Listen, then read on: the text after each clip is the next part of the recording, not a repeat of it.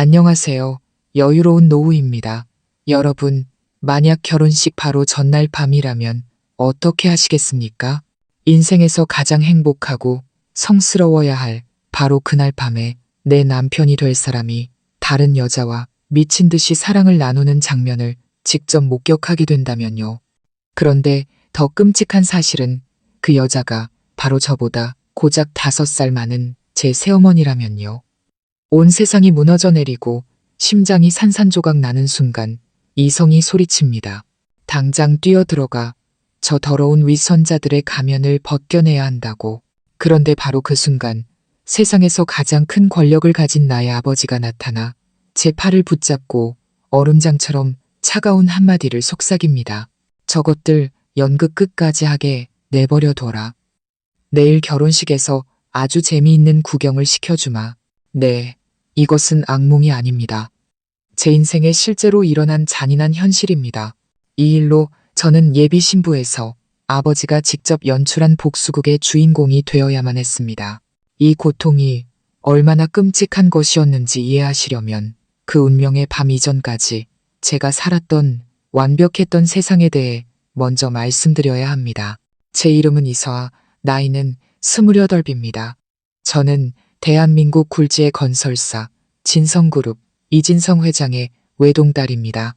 어릴 때부터 모든 것을 누리며 자랐지만 저는 마냥 즐기기만 하는 재벌집 딸은 아니었습니다. 저는 해외에서 마케팅을 전공하고 우수한 성적으로 졸업한 뒤 아버지의 그림자에 의지하지 않고 스스로의 힘으로 대형 패션 회사의 최연소 마케팅 팀장 자리에 올랐습니다. 제 인생은 마치 장미꽃이 만발한 탄탄대로 같았고 그 길 위에서 가장 화려하게 피어난 꽃은 바로 제 약혼자 강태준이었습니다. 우리는 3년 동안 모두가 부러워하는 동화 같은 사랑을 했습니다. 태준 씨는 저보다 2살 많았고 빠르게 성장하는 IT 기업 V테크의 유능한 CEO였습니다. 그는 훤칠한 외모, 뛰어난 능력, 따뜻한 마음까지 이상적인 남자의 모든 조건을 갖추고 있었습니다. 특히 그는 저를 조건 없이 사랑해 주었습니다. 지난 3년간 그는 단 한 번도 제 마음을 불편하게 한 적이 없었고 제가 일 때문에 힘들어할 때마다 항상 곁에서 저를 위로하고 다독여 주었습니다. 그는 제가 자신에게 주어진 가장 소중한 선물이라고 말했고 저는 그 말을 의심 없이 믿었습니다. 일찍 어머니를 여인 저희 집도 2년 전 아버지가 한유라와 재혼하면서 다시 따뜻한 온기를 되찾았습니다. 유라 씨는 저보다 겨우 5살 많은 젊고 아름다운 여자였고 믿을 수 없을 만큼 다정하고 상냥했습니다. 그녀는 제 친어머니의 자리를 대신하려 하기보다는 친언니나 친구처럼 제 곁에서 모든 기쁨과 슬픔을 함께 나누었습니다. 그녀는 아버지를 정성껏 보살폈고 덕분에 무뚝뚝하고 차갑기만 하던 아버지는 이전보다 훨씬 부드럽고 다정해지셨습니다. 그녀는 저와 태준 씨의 관계도 진심으로 응원하며 우리가 하늘이 맺어준 인연이라고 입버릇처럼 말했습니다. 저는 한때 능력 있는 아버지와 다정한 새어머니 그리고 완벽한 약혼자까지 제가 세상에서 가장 운이 좋은 사람이라고 생각했습니다. 하지만 저는 틀렸습니다. 그 모든 것은 아주 정교하게 짜인 덫이었고 저는 그 안에서 곧 잡아먹힐 운명인 줄도 모르고 마지막 행복을 만끽하던 순진한 사냥감에 불과했습니다. 그날 저는 가족들에게 급한 지방 출장이 생겨 아주 늦게 들어올 것이라고 거짓말을 했습니다. 하지만 사실 저는 일찍 퇴근했습니다. 태준 씨와 저의 마지막 싱글 라이프를 기념하기 위해 로맨틱한 저녁 식사를 손수 준비해주고 싶었기 때문입니다. 행복한 마음으로 차를 몰아 저택으로 들어섰습니다. 넓은 집은 죽은 듯 조용했습니다. 아마 유라 씨가 우리 둘만의 시간을 위해 가사도우미 분들을 일찍 퇴근시킨 모양이었습니다. 그녀의 세심한 배려에 또 한 번 미소가 지어졌습니다. 장을 본 봉투를 들고 조심스럽게 집 안으로 들어섰는데 그때 익숙한 향기가 제 코를 찔렀습니다. 가드니아 향수. 제가 유라 씨의 생일 선물로 사준 한정판 향수였습니다. 그 향기는 이상할 정도로 짙었고 태준 씨의 남성적인 향수 냄새와 뒤섞여 2층으로 올라가는 계단 쪽에서부터 흘러나오고 있었습니다. 불길한 예감이 머릿속을 스쳤습니다. 왜 이 두 사람의 향수가 아버지의 침실 앞에서 뒤엉켜 있는 걸까? 심장이 미친 듯이 뛰기 시작했습니다. 저는 천천히 장바구니를 내려놓고 소리가 나지 않게 까치발로 계단을 올랐습니다. 한 계단, 한 계단 오를 때마다 누군가 심장을 꽉 움켜쥐는 것 같았습니다. 제가 늘 존경심을 담아 지나치던 아버지의 침실 문이 살짝 열려 있었습니다. 그리고 그 안에서 은밀하고도 불쾌한 소리가 새어나오기 시작했습니다. 거친 숨소리, 애써 억누르는 듯한 신음소리, 온몸이 그대로 얼어붙었습니다. 아버지는 회사에서 밤늦게까지 회의가 있다고 하셨습니다. 그렇다면 저 안에는 대체 누가 있는 걸까? 이성은 당장 돌아서라고 소리쳤지만 다리는 말을 듣지 않았습니다. 몽유병 환자처럼 저는 천천히 문틈으로 다가가 안을 들여다보았습니다. 그리고 그 순간 제 세상 전체가 무너져 내렸습니다. 아버지의 침대 위에서 두 개의 벌거벗은 몸이 미친 듯이 뒤엉켜 있었습니다. 그 남자는 다름 아닌 강태준. 그리고 그의 품에서 신음하고 있는 여자는 바로 한유라였습니다. 온몸의 피가 머리로 쏠리는 느낌이었습니다. 더 이상 고통은 느껴지지 않았습니다. 오직 모든 것을 불태워버리고 싶은 미친 듯한 분노만이 남았습니다. 당장 뛰어들어가 소리치고 저 위선적인 두 얼굴을 갈기갈기 찢어버리고 싶었습니다. 저는 두 손을 굳게 말아쥐었습니다. 손톱이 살을 파고들어 피가 나는 줄도 몰랐습니다. 심호흡을 하고 온 힘을 모아 문을 박차고 들어가 저 둘에게 평생 잊지 못할 교훈을 새겨주려 했습니다. 하지만 제가 막 발을 들어 올린 순간 차갑고 단단한 손이 갑자기 제 어깨를 누르며 저를 막아 세웠습니다. 그리고 귓가에 낮고 익숙한 목소리가 울렸습니다. 그 목소리에 저는 그 자리에 얼어붙고 말았습니다. 섣불리 움직이지 마라. 아버지였습니다. 아버지가 언제부터 제 뒤에 서 계셨는지 전혀 몰랐습니다. 아버지는 정장 차림에 마치 저 안의 광경이 자신과는 아무 상관없다는 듯 어떤 감정도 드러나지 않는 냉정한 표정이었습니다. 저는 눈물이 범벅이 된 채 아버지를 돌아보며 아빠 하고 부르려 했지만 아버지는 손가락을 입술에 대며 절대적인 침묵을 지시했습니다. 그리고는 제 팔을 강하게 잡아 끌어 복도 끝 어두운 곳으로 저를 데려갔습니다. 저는 속수무책으로 끌려가며 억눌린 목소리로 속삭였습니다. 아빠, 왜 이러세요? 이거 놔요. 당장 들어가서 저것들 현장을 덮쳐야죠. 아버지는 대답 없이 제 팔을 더 세게 쥐고 서재로 끌고 들어간 뒤 소리 없이 문을 닫았습니다. 문이 닫히고 더러운 바깥 세상과 완전히 분리되고 나서야 아버지는 제 손을 놓아주었습니다. 아버지는 제 눈을 똑바로 바라보았습니다. 그 깊이를 알 수 없는 눈빛으로. 그리고는 제 귀에 대고 한자 혼란스러운 제 머릿속을 후벼 파는 듯한 말을 내뱉었습니다. 섣불리 움직이지 말라고 했다. 저것들 연극 끝까지 하게 내버려둬. 내일 결혼식에서 아주 재미있는 구경을 시켜주마. 여러분, 한 젊은 여자가 이 잔인한 진실 앞에서 어떻게 버틸 수 있을까요? 아버지가 말한 재미있는 구경이란 대체 무엇이었을까요? 과연 운명의 결혼식은 열리게 될까요? 만약 여러분도 저처럼 그 답이 궁금하시다면 좋아요와 구독, 알림 설정 잊지 마시고 이 이야기의 다음 편을 꼭 지켜봐 주시기 바랍니다. 그 끔찍한 곳을 벗어나 아버지의 서재에서 저는 눈물로 얼룩진 얼굴을 들고 아버지를 똑바로 쳐다보며 물었습니다. 목소리는 떨렸지만 원망이 가득했습니다. 왜요, 아빠? 왜 절 막으신 거예요? 저 꼴을 보고도 아무렇지 않으세요? 아빠가 그토록 사랑하는 아내와 곧 딸을 맡기려던 사위가 밖에서 무슨 짓을 하고 있는지 아시냐고요. 아버지는 한숨을 쉬었습니다. 제가 좀처럼 들어본 적 없는 아주 무거운 한숨이었습니다. 아버지는 더 이상 냉정한 눈빛이 아닌 깊은 고통과 피로가 깃든 눈으로 저를 바라보았습니다. 내가 안 아플 것 같으냐, 서아야? 아버지의 목소리는 낮고 거칠게 잠겨 있었습니다. 내가 한때 믿었던 여자다. 내 딸과 진성그룹의 미래까지 맡기려 했던 놈이다.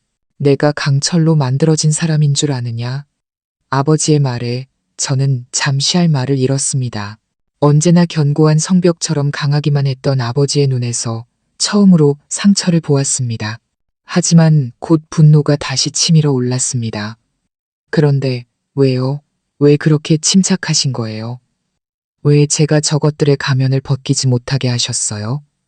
왜냐하면 아버지는 말을 멈추고 제 눈을 똑바로 응시하며 또렷하고 단호한 목소리로 말했습니다. 아빠는 이미 이 사실을 안 지 좀 됐다. 저는 그 자리에 얼어붙었습니다. 온몸이 굳고 귀가 먹먹해졌습니다. 방금 내가 들은 말이 믿기지 않았습니다. 아버지가 알고 계셨다고?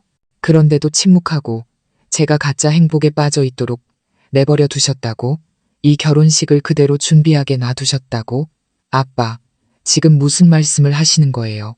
저는 더듬거리며 말했습니다. 미쳐버릴 것 같았습니다. 6개월 전부터였다. 아버지는 마치 남의 이야기를 하듯 담담하게 말을 이었습니다. 아빠는 의심하기 시작했. 유라만 접근할 수 있는 회사의 비자금에서 이상한 지출이 발견됐지. 처음엔 그냥 쇼핑을 좀 과하게 하나 싶었다. 하지만 사람을 시켜 깊이 파보니 그 돈이 모두 단 하나의 계좌로 흘러 들어가고 있었다. 바로 강태준 그놈이 운영하는 IT 회사의 계좌로. 아버지의 말 한마디 한마디가 망치처럼 제 머리를 내리쳤습니다. 그 후로 두 사람을 감시하게 했고 내가 알게 된 사실은 상상보다 훨씬 끔찍했다. 한 달 전 나는 저 둘이 단순히 바람을 피우는 관계가 아니라는 걸 알았다. 저것들은 한유라가 이 집에 들어오기 전부터 이미 연인 관계였어. 나와 그 여자의 결혼, 너와 강태준의 관계, 이 모든 것이 아주 치밀하게 계획된 한편의 연극이었다.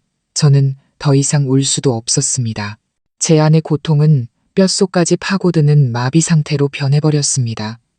3년간의 제 뜨거웠던 사랑, 그 모든 맹세와 다정한 몸짓이 전부 거짓이었다니. 한유라의 그 상냥함과 배려심도 전부 연기였다니. 왜요, 아빠? 대체 왜 그런 짓을 한 거죠? 저는 갈라진 목소리로 물었습니다. 돈, 그리고 그 이상이다. 아버지는 차를 한 모금 마셨습니다. 그의 눈빛은 칼날처럼 날카로워졌습니다. 내가 왜 바로 저것들을 내치지 않았는지 아느냐? 만약 이게 단순히 불륜 문제였다면 진작에 둘 다 이 집에서 쫓아냈을 거다. 하지만 아니야, 서아야. 저것들의 음모는 훨씬 더 거대해. 저것들은 단순히 돈을 원하는 게 아니야. 이 진성그룹 전체를 원하고 있어. 우리 부녀를 길거리에 나앉게 만들고 우리가 가진 모든 것을 빼앗으려 하고 있다고. 알겠느냐? 우린 지금 전쟁 중이고 적은 아주 교활하고 악독해. 섣불리 움직이면 우리가 모든 것을 잃게 된다. 저는 아버지가 쏟아내는 끔찍한 진실들을 소화하려 애쓰며 조용히 앉아 있었습니다. 몇 년에 걸쳐 계획된 함정, 그리고 나는 그 안에서 가장 순진한 먹잇감이었다니. 그럼 이제 어떻게 해야 해요? 당장 결혼을 취소하고 경찰에 신고해야죠. 아니, 아버지는 단호하게 제 말을 잘랐습니다. 낚시꾼이 언제 가장 인내심이 강한 줄 아느냐? 물고기가 미끼를 물었을 때다. 바로 낚아채는 게 아니라 줄을 서서히 풀어주며 미끼를 완전히 삼켰다고 착각하게 만들어야 해. 더 깊은 덫에 빠지도록. 더 이상 빠져나갈 길이 없을 때, 그때가 바로 낚싯대를 채야 할 순간이다. 아버지는 저를 바라보았습니다. 그 눈빛에는 연민과 함께 어떤 기대감이 담겨 있었습니다. 그리고 내일 결혼식이 바로 우리가 낚싯대를 채야 할 순간이다. 내일 결혼식이요. 저는 절망적으로 소리쳤습니다. 아빠는 제가 저를 배신한 놈, 우리 가족의 원수와 결혼식을 계속하길 바라시는 거예요. 그게 저한테 얼마나 잔인한 일인지 아세요? 전 못해요. 그 인간 얼굴을 볼 수도 없고 웨딩드레스를 입을 수도 없어요. 사람들 앞에서 악마 같은 놈과 사랑을 맹세할 수 없다고요. 해야만 한다. 아버지는 벌떡 일어섰습니다. 처음으로 목소리가 날카로워졌습니다. 이건 더 이상 내 연애 문제가 아니야, 서아야. 이건 우리 가족의 생존이 걸린 전쟁이고 내 평생의 피와 땀이 담긴 회사고 내 엄마가 남긴 유산이 걸린 문제다.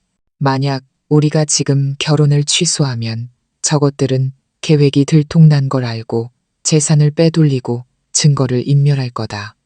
그럼 우린 모든 걸 잃게 돼. 내 부모가 평생을 바쳐 이룬 모든 것이 저런 쓰레기들 손에 넘어가는 걸 보고 싶으냐? 아버지의 말은 제 얼굴에 쏟아지는 냉수와 같았습니다. 아버지가 옳았습니다. 저의 순간적인 분노와 고통이 모든 것을 망칠 수도 있었습니다. 하지만 어떻게, 심장이 죽어버린 제가 어떻게 연기를 할 수 있을까요?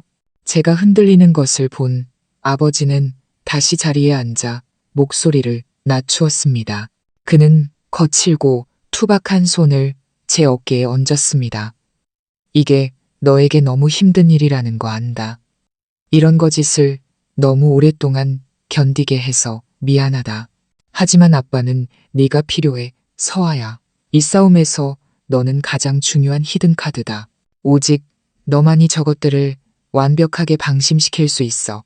딱 24시간만 버텨다오. 행복한 신부 역할을 완벽하게 해내는 거야. 그 후엔 내가 약속하마. 오늘 네가 흘린 눈물 한 방울까지 저것들이 1000배, 10,000배로 갚게 만들어주겠다. 내일 결혼식을 심판의 무대로 온 세상 사람들 앞에서 저것들의 가면을 벗기는 공개 재판으로 만들어주겠다. 아빠를 믿겠느냐? 저는 아버지의 눈을 깊이 들여다보았습니다. 고통 대신 굳은 결의가 자리 잡고 있었습니다. 저는 알 수 있었습니다. 비즈니스 세계의 늙은 여우가 마침내 잠에서 깨어났다는 것을. 아버지는 더 이상 차갑고 무심한 아버지가 아니었습니다. 그는 마지막 전투를 준비하는 장군이었습니다. 그리고 이 전투에서 저는 약한 모습을 보일 수 없었습니다. 아버지를 위해, 어머니를 위해, 그리고 제 자신을 위해 강해져야만 했습니다. 저는 천천히 고개를 끄덕이며 마지막 눈물을 닦아냈습니다. 할게요. 그날 밤은 제 인생에서 가장 긴 밤이었습니다. 저는 침대에 누워 캄캄한 천장을 바라보며 뜬 눈으로 밤을 새웠습니다. 귓가에는 여전히 그 더러운 소리가 맴돌았고 마음속에는 끝없는 혐오감이 차올랐습니다. 연기해야 한다. 완벽하게. 내일 저는 세상에서 가장 아름답고 동시에 가장 비참한 신부가 될 것입니다. 내일 저는 제 사랑이 가장 화려하게 피어났던 바로 그곳에서 제 손으로 사랑을 묻을 것입니다. 결혼식 날 아침에 햇살이 창문을 통해 비쳐 들어왔습니다.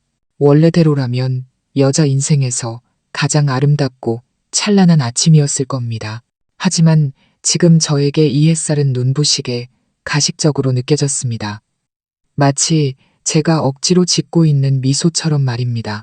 저는 화장대 앞에 앉아 거울에 비친 제 퉁퉁 부은 눈과 푸석한 얼굴을 바라보았습니다.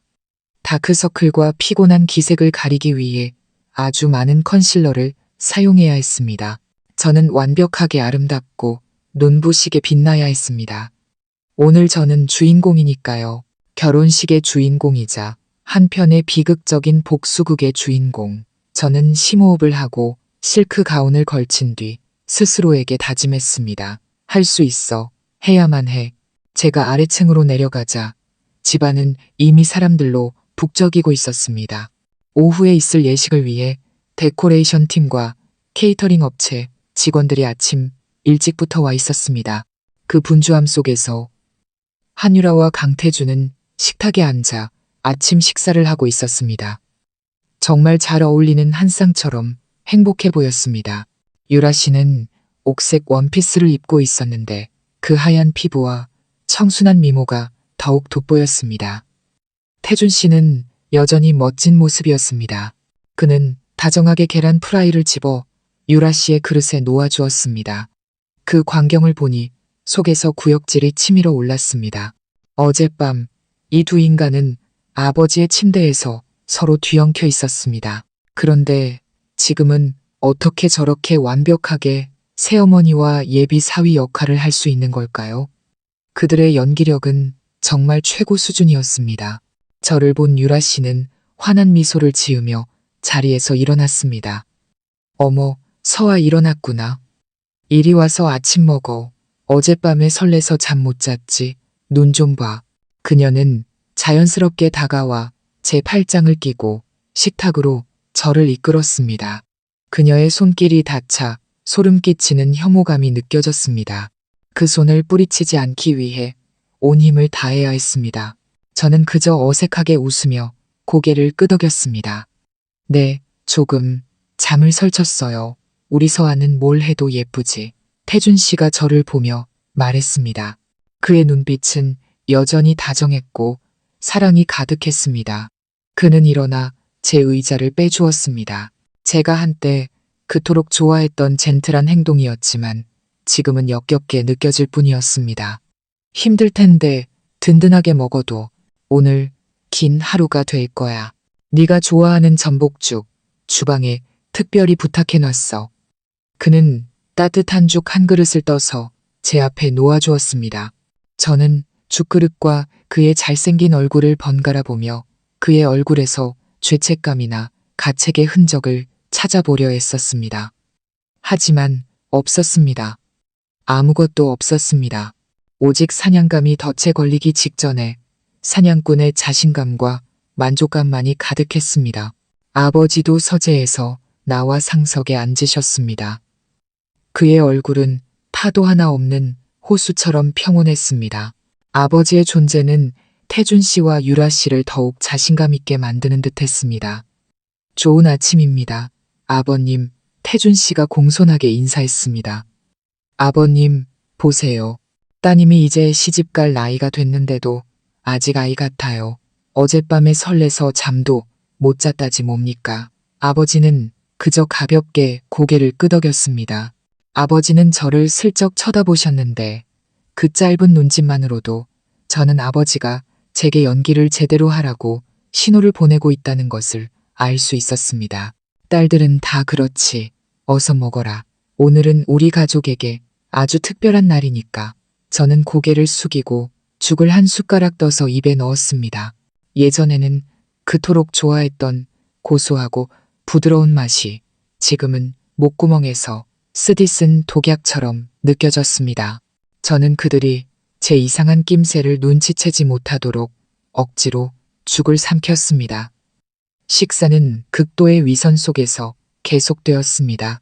유라 씨는 계속해서 제게 반찬을 집어주며 화장과 헤어스타일에 대해 물었고 태준 씨는 재미있는 이야기를 하며 가끔씩 저를 사랑스러운 눈빛으로 쳐다보았습니다. 식사가 거의 끝날 무렵 태준 씨가 갑자기 헛기침을 하며 진지한 표정을 지었습니다. 그는 저와 아버지를 번갈아 보며 엄숙한 목소리로 말했습니다. 마침 오늘 아버님도 계시니 이 자리에서 말씀드리고 싶은 게 있습니다. 이 중대한 날 서아에게 주고 싶은 깜짝 선물이라고나 할까요? 그는 옆에 놓아둔 서류 가방에서 두툼한 파란색 서류철을 꺼내 테이블 위에 올려놓았습니다. 심장이 쿵 하고 내려앉았습니다. 이것이구나. 아버지가 말씀하셨던 미끼. 유라 씨는 옆에서 놀란 척했습니다. 어머, 무슨 선물이길래 이렇게 비밀스럽게 준비했어요. 태준 씨. 태준 씨는 미소를 지었습니다. 이제 보니 그 미소가 얼마나 교활한지 알 수 있었습니다. 그는 제 손을 잡고 꿀처럼 달콤한 목소리로 속삭였습니다. 서아야, 나는 네가 얼마나 독립적이고 능력 있는 여자인지 잘 알아. 넌 너만의 커리어가 있고 부모님이 물려주신 재산도 있지. 나 역시 내 회사가 있고 어느 정도 자산을 가지고 있어. 결혼하면 우린 하나가 될 거야. 각자의 재산을 따로 두기보다는 하나로 합쳐서 우리 가족의 미래와 나중에 태어날 우리 아이들을 위한 튼튼한 재정적 기반을 만드는 게 좋다고 생각해. 그는 서류철을 제 쪽으로 밀었습니다. 이건 혼전 재산 신탁계약서 초안이야. 최고의 변호사에게 부탁해서 만들었어. 우리가 여기에 서명하면 너와 나의 모든 개인 자산은 이 신탁기금으로 통합되고 우리 두 사람이 공동으로 관리하게 될 거야. 오늘 오후 결혼식에서 모든 하객들 앞에서 우리가 함께 이 계약서에 서명하고 싶어. 이게 바로 우리가 서로에게 바치는 사랑과 절대적인 신뢰의 증표가 될 거야. 어때? 저는 서류철을 내려다보고 기대에 찬 태준 씨의 눈빛과 만족스러운 유라 씨의 미소를 번갈아 보았습니다. 겉으로는 감격한 척 눈물을 글썽이며 말했습니다. 태준 씨, 너무 놀라서 무슨 말을 해야 할지 모르겠어요. 하지만 속으로는 등골을 따라 차가운 기운이 흘렀습니다. 이것이 바로 모든 것을 빼앗기 위한 마지막 덫이었습니다. 그들은 제가 가진 진성그룹의 지분뿐만 아니라 어머니가 남겨주신 강남의 그 비싼 땅까지 노리고 있었던 것입니다. 합법적으로 저를 빈털터리로 만들 속셈이었습니다. 좋은 생각이구나, 강서방. 아버지가 불쑥 말씀하셨습니다. 그의 목소리는 담담했지만 깊은 의미가 담겨 있었습니다. 요즘 젊은이들은 미래를 참 철저하게 준비하는군.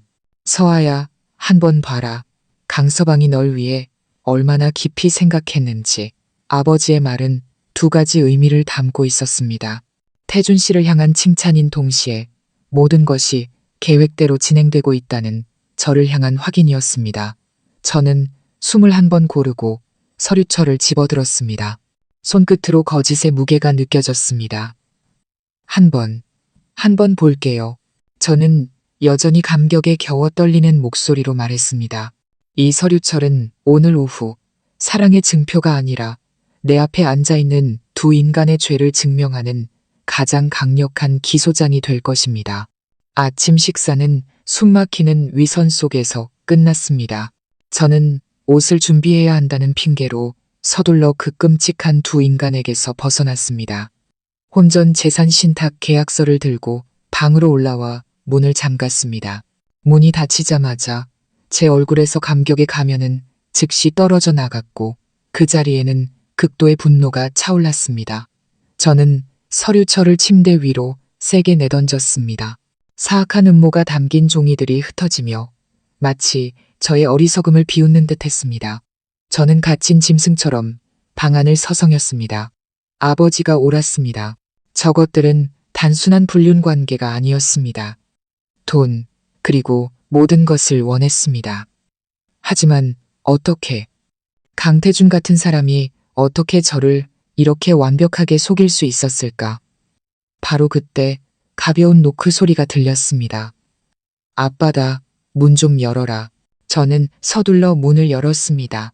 아버지는 태블릿 PC를 들고 들어오셨습니다. 아버지는 침대 위에 흩어진 서류들을 흘끗 보시더니 차가운 미소를 지으셨습니다. 봤느냐? 저것들의 마지막 덫이다. 이해할 수가 없어요, 아빠. 저는 혼란스러웠습니다. 그 사람 회사 아주 잘 나가고 있잖아요. 왜 제 돈이 더 필요한 거죠? 아버지는 바로 대답하지 않으셨습니다. 아버지는 자리에 앉아 태블릿 PC를 제 쪽으로 돌렸습니다. 이걸 봐라. 아빠의 조사팀이 알아낸 것들이다. 아버지는 프레젠테이션 파일을 열었습니다. 첫 페이지에는 태준 씨의 회사 V테크의 구조도가 있었습니다. 하지만 아버지가 슬라이드를 넘기자 다른 도표가 나타났습니다. 자금 흐름도였습니다. 수많은 붉은 화살표들이 은행, 투자사, 심지어 사채까지 포함한 막대한 부채를 가리키고 있었습니다. 총 부채액은 제가 눈을 의심할 정도의 숫자 수백억 원에 달했습니다. 어떻게 이럴 수가 있죠? 저는 더듬거렸습니다. 언론에서는 다 쇼일 뿐이다. 따라 아버지는 비꼬는 듯한 말투로 말을 잘랐습니다. 그럴듯해 보이는 V테크라는 회사는 사실 텅 빈 껍데기야. 새로운 투자금으로 기존의 빚 이자를 막는 소위 말하는 돌려막기로 연명하고 있었던 거다. 쉽게 말해 터지기 직전의 시한폭탄이고 파산 직전이었던 거지. 머릿속이 빙 돌았습니다. 제가 그토록 존경했던 유능한 사업가는 사실 전문 사기꾼에 불과했습니다. 그럼 저렇게 호화롭게 생활할 돈은 어디서 난 거예요? 아버지는 다른 슬라이드를 넘겼습니다. 이번에는 스위스 은행 계좌의 거래 내역서들이었습니다. 여기. 아버지는 화면을 가리켰습니다. 이게 바로 저놈의 연극을 유지시켜준 돈의 출처다. 그리고 이 돈은 네가 상상도 못할 사람에게서 나왔지. 제 눈은 계좌 소유주의 이름 한유라에 고정되었습니다. 심장이 멎는 것 같았습니다. 진성그룹 복지재단 기억나니? 아버지가 물었습니다. 그의 눈빛은 어둡게 가라앉았습니다. 내가 자선활동과 직원 복지를 위해 만든 재단이다. 나는 그 여자를 너무 믿고 모든 관리 권한을 맡겼어. 그런데 그 아이는 내 신뢰를 이용해서 지난 2년 동안 수백억 원을 비밀리에 빼돌렸다. 그 돈을 해외로 빼돌린 뒤 유령 회사를 통해 세탁해서 강태준에게 보낸 거야. 저놈의 성공한 사업가 행세, 너에게 접근하고 너를 속이는 데 들어간 모든 비용이 전부 우리 그룹의 피 같은 돈으로 이루어진 거다. 저는 더 이상 아무 말도 할 수 없었습니다. 목이 메어왔습니다. 이것은 단순히 감정적인 배신이 아니었습니다. 이것은 아주 치밀하고 잔인하게 계획된 조직적인 재산 탈취 음모였습니다. 늘 순하고 착한 척하던 한유라가 사실은 진짜 독사였던 것입니다. 저것들은 이제 막다른 길에 몰렸다. 아버지는 얼음장 같은 목소리로 말을 이었습니다. 한유라가 빼돌린 돈으로는 더 이상 강태준의 빚을 감당할 수 없게 된 거야. 이 혼전 재산 신탁 계약이 저들의 마지막 카드다. 저들은 내 재산이 필요해. 특히 내 어머니가 남겨주신 강남 중심가의 그 땅 말이다. 그 땅은 수천억 원의 가치가 있어. 강태준의 회사를 살리기에 충분하지. 그리고 모든 것을 손에 넣고 나면 저들은 널 자신들의 인생에서 없애버릴 방법을 찾을 거다. 심지어는 아버지는 말을 멈췄지만 저는 그 의미를 알 수 있었습니다. 심지어 제 목숨까지도 위험할 수 있다는 것을. 등골이 오싹해졌습니다. 저는 화면 속 증거들과 주름 가득한 얼굴 너머로 날카로운 눈빛을 가진 아버지를 번갈아 보았습니다. 저는 깨달았습니다. 아버지는 딸이 사기당한 아버지가 아니었습니다. 그는 적의 모든 전략을 꿰뚫어 보고 있는 총사령관이었습니다. 그는 더 큰 덫을 인내심 있게 준비해왔고 오늘 오후가 바로 그 그물을 끌어올리는 순간이었던 것입니다. 아빠, 저는 속삭였습니다. 제 목소리에는 더 이상 원망이 아닌 절대적인 존경과 신뢰가 담겨 있었습니다. 우리는 어떻게 해야 하죠?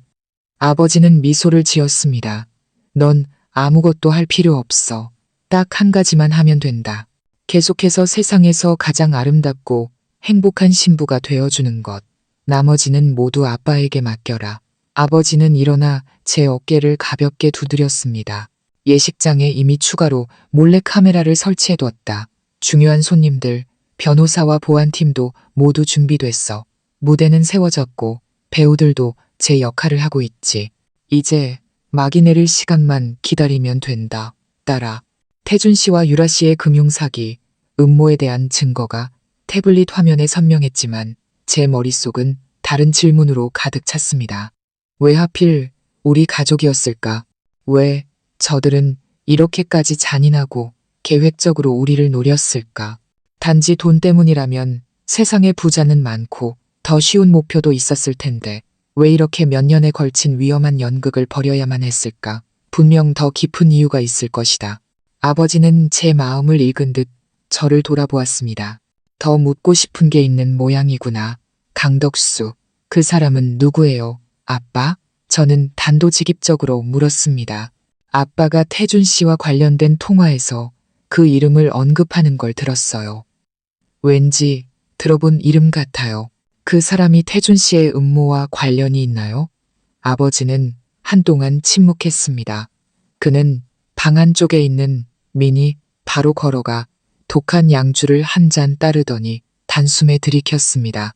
마치 과거의 이야기를 꺼내기 위해 용기가 필요한 사람처럼 보였습니다. 앉아라, 서아야. 이 이야기는 언젠가 네가 알게 될 일이다. 어쩌면 미리 아는 것이 사람의 마음이 얼마나 악할 수 있는지 이해하는데 도움이 될 거다. 저는 긴장된 마음으로 소파에 앉았습니다. 15년 전 진성그룹은 지금처럼 크지 않았다. 나는 아주 친한 친구이자 사업 파트너인 강덕수라는 사람과 함께 대규모 부동산 프로젝트를 진행하고 있었지. 그 프로젝트가 오늘날 진성그룹의 초석이 되었다. 나와 강 사장은 거의 형제나 다름없었고 나는 그를 전적으로 믿었다. 아버지는 말을 멈추고 술을 한 잔 더 따랐습니다. 하지만 인간의 욕심은 끝이 없더군. 프로젝트가 절반쯤 진행되었을 때 프로젝트 자금에서 막대한 액수가 비어있는 것을 발견했다. 몰래 조사를 해보니 내가 가장 믿었던 형제, 강 사장이 프로젝트 자금 수백억 원을 몰래 빼돌려 도박과 유흥에 탕진했다는 사실을 알게 됐지. 그는 우리 두 사람의 모든 것이 걸린 프로젝트를 파산 직전까지 몰고 갔다. 저는 숨을 죽이고 들었습니다. 어렴풋이 어릴 적 우리 집에 자주 놀러와 사탕을 주던 한 아저씨의 기억이 떠올랐습니다. 맞아요. 강덕수 아저씨. 나는 그에게 기회를 줬다. 아버지는 씁쓸한 목소리로 말을 이었습니다. 따로 만나서 빼돌린 돈을 돌려달라고 요구했어. 그러면 없던 일로 해주겠다고. 하지만 그는 뉘우치기는커녕 오히려 내가 횡령했다고 누명을 씌우더군. 결국 일이 터졌고 감사팀이 투입됐다. 빼도 박도 못할 증거들 앞에서 강 사장은 더 이상 빠져나갈 길이 없다는 걸 알았지. 그리고 어느 비 오는 밤 그는 사무실에서 스스로 목숨을 끊었다. 차가운 기운이 등골을 타고 흘렀습니다. 기억났습니다. 급이 오던 밤 넋이 나간 모습으로 흠뻑 젖어 집에 돌아오셨던 아버지. 아무 말 없이 어둠 속에 잠겨 앉아 계셨던 모습. 나중에야 아버지의 파트너가 자살했다는 어른들의 수군거림을 들었습니다. 강 사장은 아내와 15살짜리 아들 하나를 남기고 떠났다. 그의 아내도 얼마 지나지 않아 충격과 수치심의 병을 얻어 세상을 떠났고 아들은 외가 친척들이 다른 곳으로 데려가 버렸지. 내가 어떻게든 그 아이를 도우려 했지만 그들은 모든 연락을 끊어버렸다. 나는 그날로 모든 악연이 끝났다고 생각했다. 하지만 내가 틀렸어. 아버지는 저를 돌아보았습니다. 그의 눈빛은 복잡한 감정으로 가득 차 있었습니다. 그 아이는 깊은 증오심을 품고 자라났다. 자기 아버지가 횡령범이라는 사실을 믿지 않았지. 항상 내가 아버지를 함정에 빠뜨리고 프로젝트를 독차지하기 위해 죽음으로 몰아넣었다고 생각했던 거야. 그리고 지난 15년 동안 그 아이는 오직 단 하나의 목표를 위해 살아왔다. 복수. 머릿속이 터질 것 같았습니다. 흩어져 있던 모든 조각들이 완벽하고도 끔찍하게 하나로 맞춰졌습니다. 아니, 설마. 저는 제 자신의 추측을 믿을 수 없어 속삭였습니다. 그래, 아버지는 제 끔찍한 생각을 확인시켜주듯 고개를 끄덕였습니다. 강태준, 그놈의 진짜 이름은 강태준. 그는 바로 강덕수의 외아들이었던 것이다. 마지막 진실이 밝혀지는 순간 제 세상은 완전히 무너져 내렸습니다. 내가 사랑했던 사람, 강태준이 우리 가족에게 깊은 원한을 품고 있었다니. 지난 3년간의 행복은 모두 복수심으로 불태워진 한편의 연극이었습니다. 저는 소파에 주저앉아 온몸으로 퍼져나가는 마비 증세를 느꼈습니다. 사랑에 대한 배신감은 이제 더 끔쇼한 혐오감과 공포로 뒤덮였습니다. 저는 원수를 사랑했고 저를 복수의 도구로만 여긴 남자에게 제 마음을 전부 주었던 것입니다. 저는 제 자신이 너무나 더럽고 어리석게 느껴졌습니다. 저는 단순히 사기를 당한 것이 아니라 하마터면 원수가 아버지의 회사를 파괴하는데 동조하는 공범이 될 뻔했습니다. 다시 눈물이 터져 나왔지만 이번에는 약함의 눈물이 아니었습니다. 분노와 원망의 눈물이었습니다. 그럼 결국 모든 게 복수였다는 거네요. 저는 고개를 들어 아버지를 보았습니다. 격한 감정의 목소리가 쉬어 있었습니다. 그는 저에게 접근하고 사랑한다고 말하고 청혼했어요. 전부 이 집에 발을 들여놓고 자기 계획을 실행하기 위해서. 아버지는 고개를 끄덕였습니다. 그의 눈빛은 무섭도록 차가웠습니다. 정확하다. 그리고 한유라 그 아이는 강태준이 심어놓은 첫 번째 말이었지. 순진하고 불쌍한 척하며 내게 접근해 신뢰를 얻은 뒤 강태준이 나타나 너를 유혹할 기회를 만들어준 거야. 완벽한 계획이지. 그놈이 똑똑하고 인내심이 강하다는 건 인정해야겠군. 제 아버지의 교활함을 물려받았지만 그걸 더 잔인한 길에 써먹었어. 그런데 왜 저한테 더 일찍 말씀 안 하셨어요? 저는 거의 소리치듯 말했습니다. 억눌려왔던 울분이 터져나왔습니다. 왜 제가 그 오랜 시간 동안 거짓 속에 빠져 살게 내버려 두셨어요? 제가 얼마나 행복했는지 아세요? 제가 그 사람과 얼마나 아름다운 미래를 그렸는지 아세요? 아빠는 제게 환상을 심어주고는 직접 그걸 깨부수셨어요. 아빠 스스로가 너무 잔인하다고 생각하지 않으세요? 아버지는 침묵했습니다. 제가 모든 감정을 쏟아낼 때까지 가만히 계셨습니다. 어떤 변명도 해명도 하지 않으셨습니다. 그저 제 원망을 묵묵히 받아내셨습니다. 제가 더 이상 소리칠 힘도 없이 흐느끼기 시작했을 때 아버지는 천천히 다가와 제 어깨에 손을 얹었습니다. 아버지의 손은 더 이상 차갑지 않고 이상하게도 따뜻했습니다. 미안하다, 딸아. 아버지의 목소리는 죄책감으로 가득 차 있었습니다. 네가 얼마나 힘들었을지 안다. 하지만 서아야, 그거 아느냐? 전쟁에서는 더 큰 것을 지키기 위해 작은 것을 희생해야 할 때도 있다. 만약 내가 처음부터 내게 진실을 말했다면 내가 과연 침착하게 연기를 해낼 수 있었을까? 아니면 당장 저것들의 가면을 벗기려 들었을까? 그랬다면 우리가 뭘 얻을 수 있었을까? 저것들은 잡아떼고 네가 질투심에 망상하는 거라고 몰아갔을 거다. 그때 우리에겐 저들을 한 번에 무너뜨릴 만큼 강력한 증거가 없었어. 저들은 어둠 속으로 숨어 모든 흔적을 지우고 다른 기회를 노렸을 거다. 그럼 우리는 언제든 뒤에서 칼을 맞을지 모르는 불안 속에서 평생을 살아야 했겠지. 그런 삶을 살고 싶으냐? 아버지의 말은 제 안의 분노의 불길을 잠재우는 진정제 같았습니다. 저는 이해했습니다. 아버지의 침묵은 무관심이 아니라 사냥감이 덫에 완전히 걸려들기를 기다리는 사냥꾼의 무서운 인내심이었습니다. 아버지는 배신의 고통을 홀로 견디고 딸이 속는 것을 묵묵히 지켜보며 오직 단 하루를 기다렸던 것입니다. 그런데 왜 하필 결혼식이어야 했어요? 저는 한결 차분해진 목소리로 물었습니다. 아빠가 가진 증거들로 저들을 고소할 수도 있었잖아요. 법정? 아버지는 비웃었습니다. 법정은 저들을 사기 및 횡령죄로 처벌하겠지. 몇 년, 길어야 10몇 년 감옥에 갔다 오면 그만이다. 하지만 명예는 약혼자와 새어머니에게 동시에 배신당한 내 딸의 명예는 온 세상의 조롱거리가 될 거다. 비서 출신 여자에게 수백억을 횡령당한 진성그룹의 명예는 심각하게 훼손될 테고 파트너들은 신뢰를 잃고 주가는 폭락하겠지.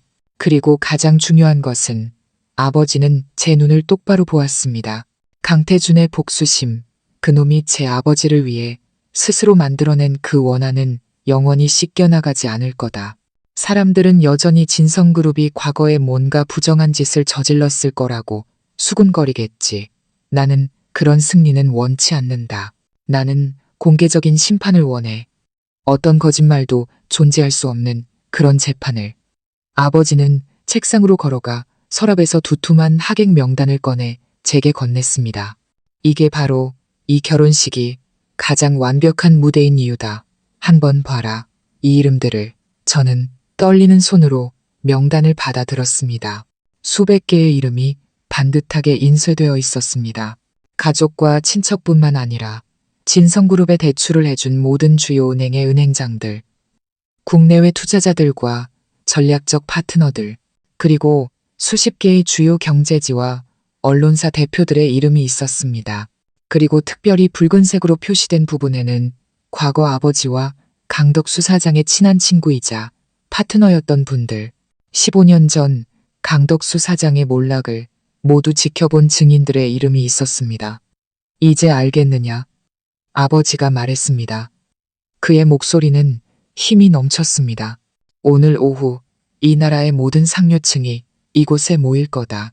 그들은 단순히 내 결혼식을 축하하러 오는 게 아니야. 그들은 내 특별한 재판의 배심원들이 될 거다. 나는 그들이 직접 눈으로 보고 귀로 듣게 할 거야.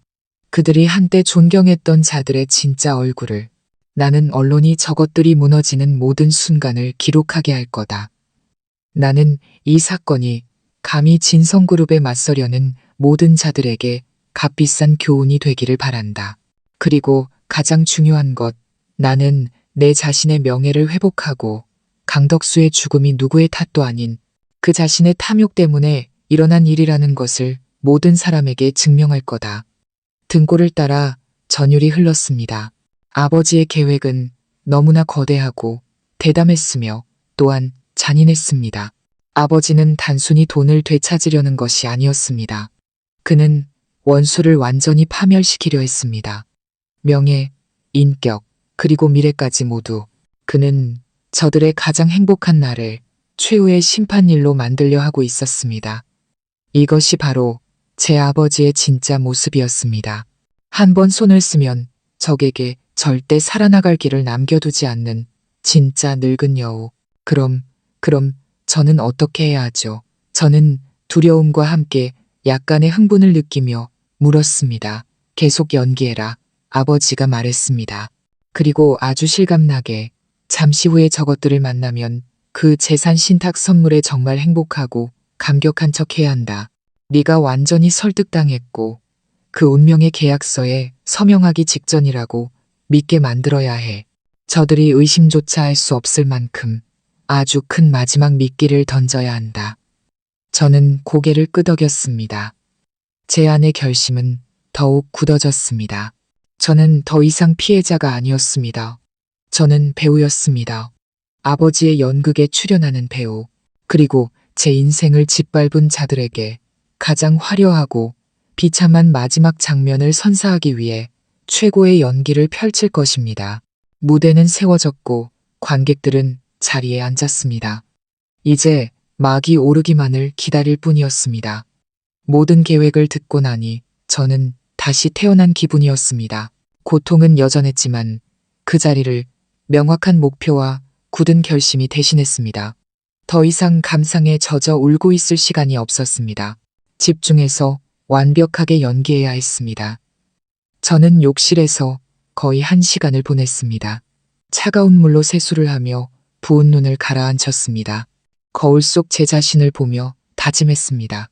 지금 이 순간부터 나는 이서와 행복에 넘치는 신부이며 완벽한 남편과 가정을 얻게 될 행운의 여자라고 그렇게 믿어야만 밖에서 기다리고 있는 2마리의 여우를 속일 수 있었습니다.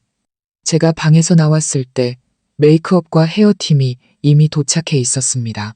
한유라 씨도 거기에 있었습니다.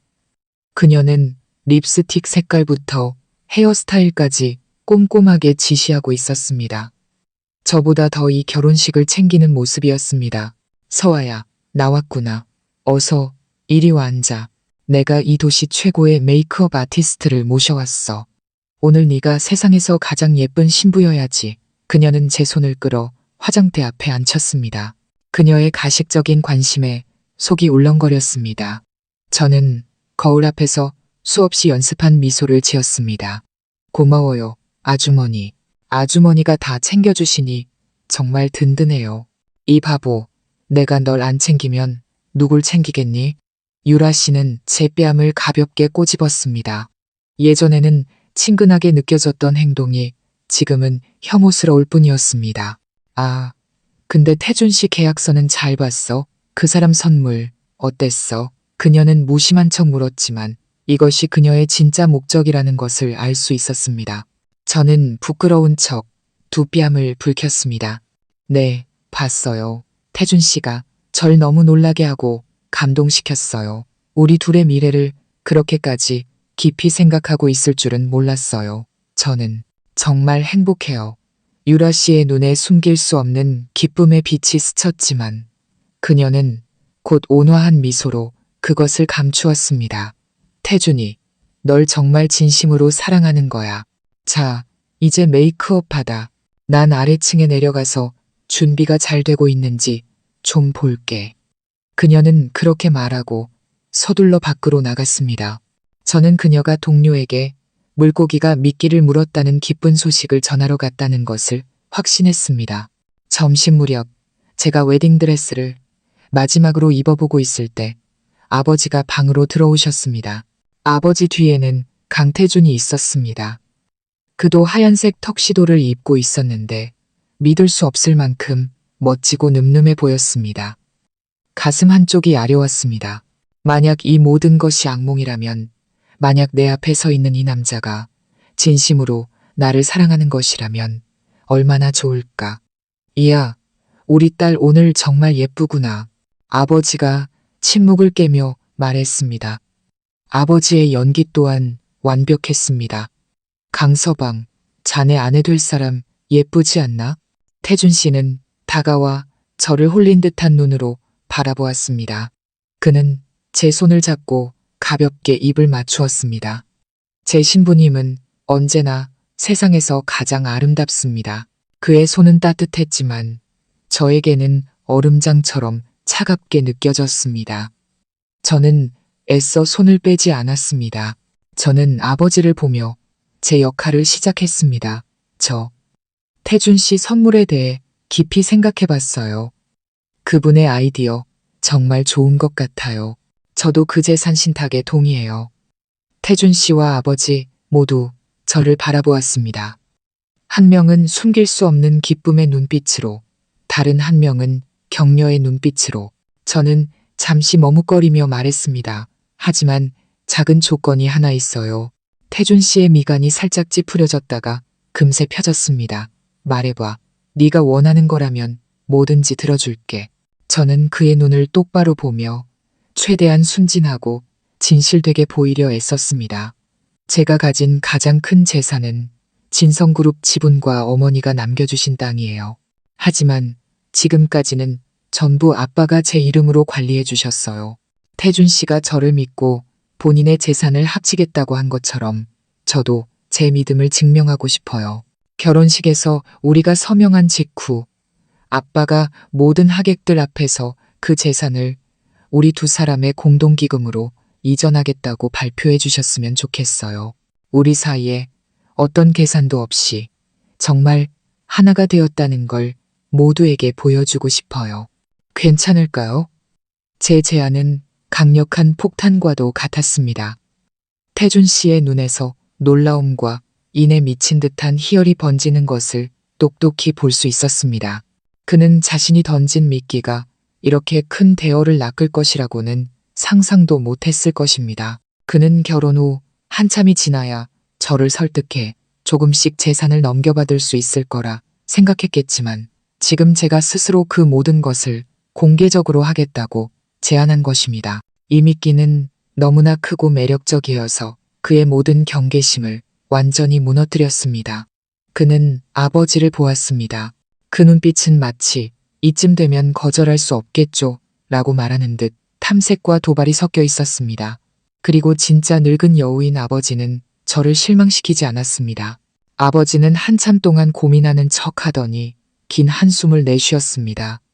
그 표정에는 딸을 시집 보내는 아버지의 아쉬움과 관대함이 동시에 담겨 있었습니다.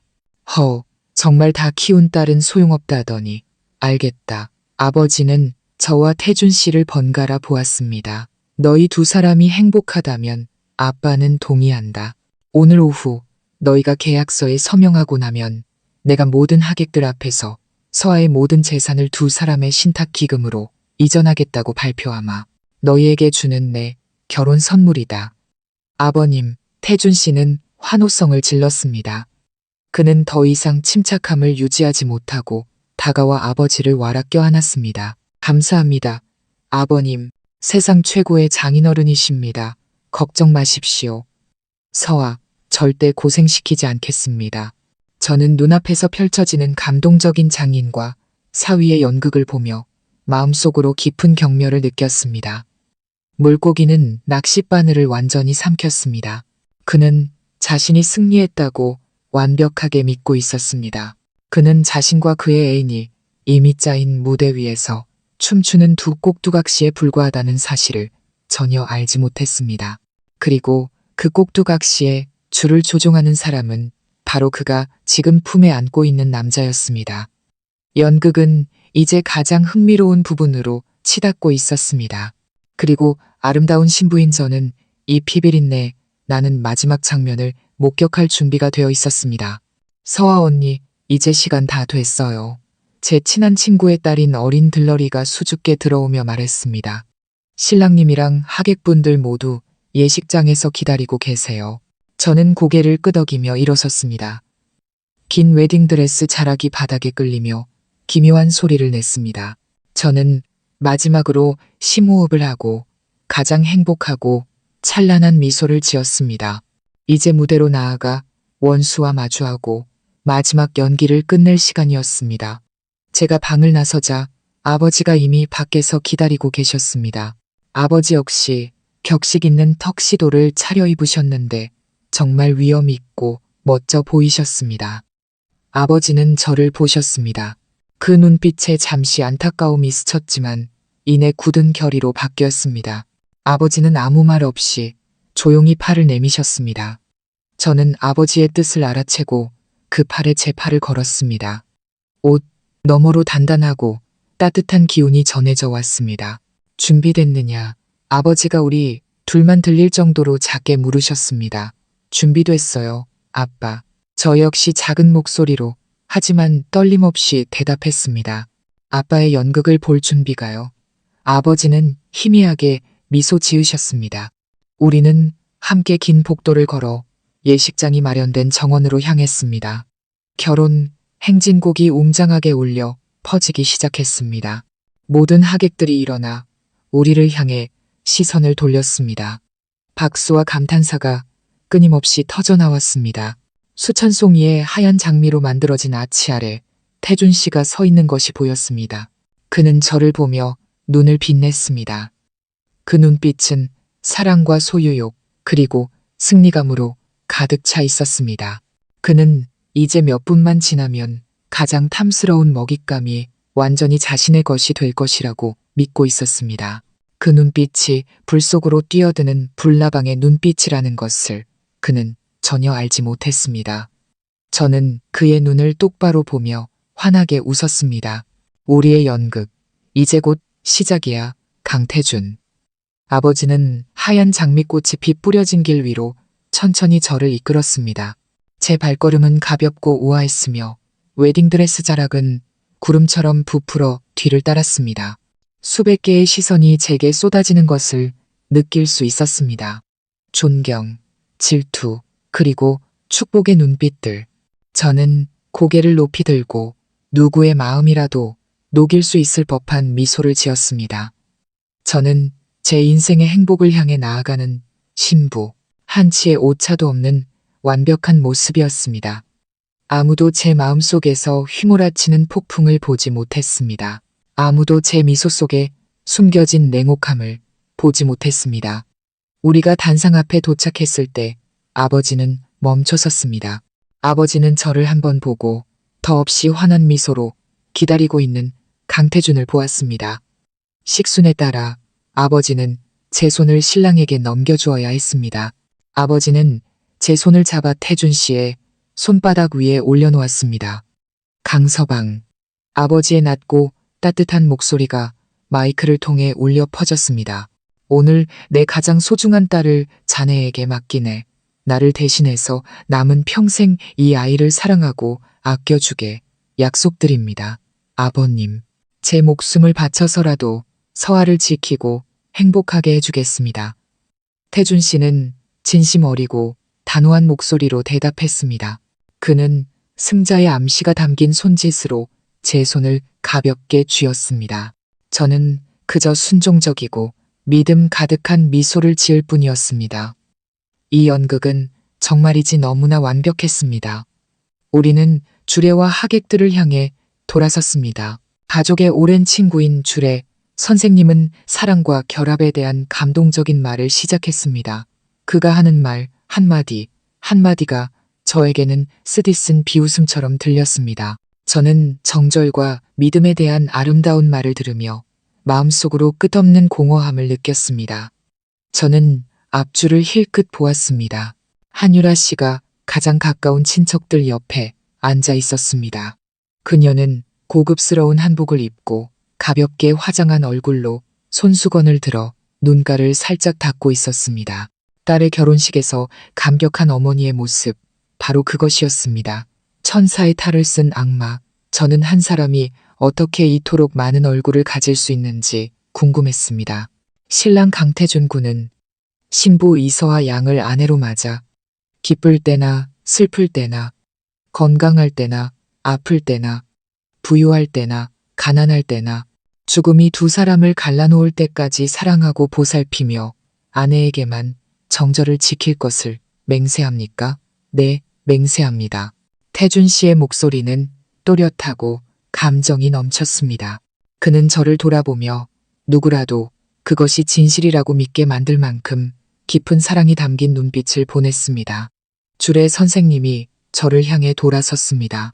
신부 이서아 양은 신랑 강태준 군을 남편으로 맞아 기쁠 때나 슬플 때나 건강할 때나 아플 때나 부유할 때나 가난할 때나 죽음이 두 사람을 갈라놓을 때까지 사랑하고 보살피며 남편에게만 정절을 지킬 것을 맹세합니까?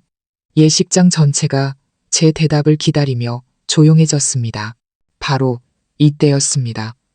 제 인생 최대의 거짓말을 해야 하는 순간, 저는 태준 씨의 눈을 똑바로 보며 목소리가 떨리지 않도록 입가에 미소가 사라지지 않도록 애썼습니다.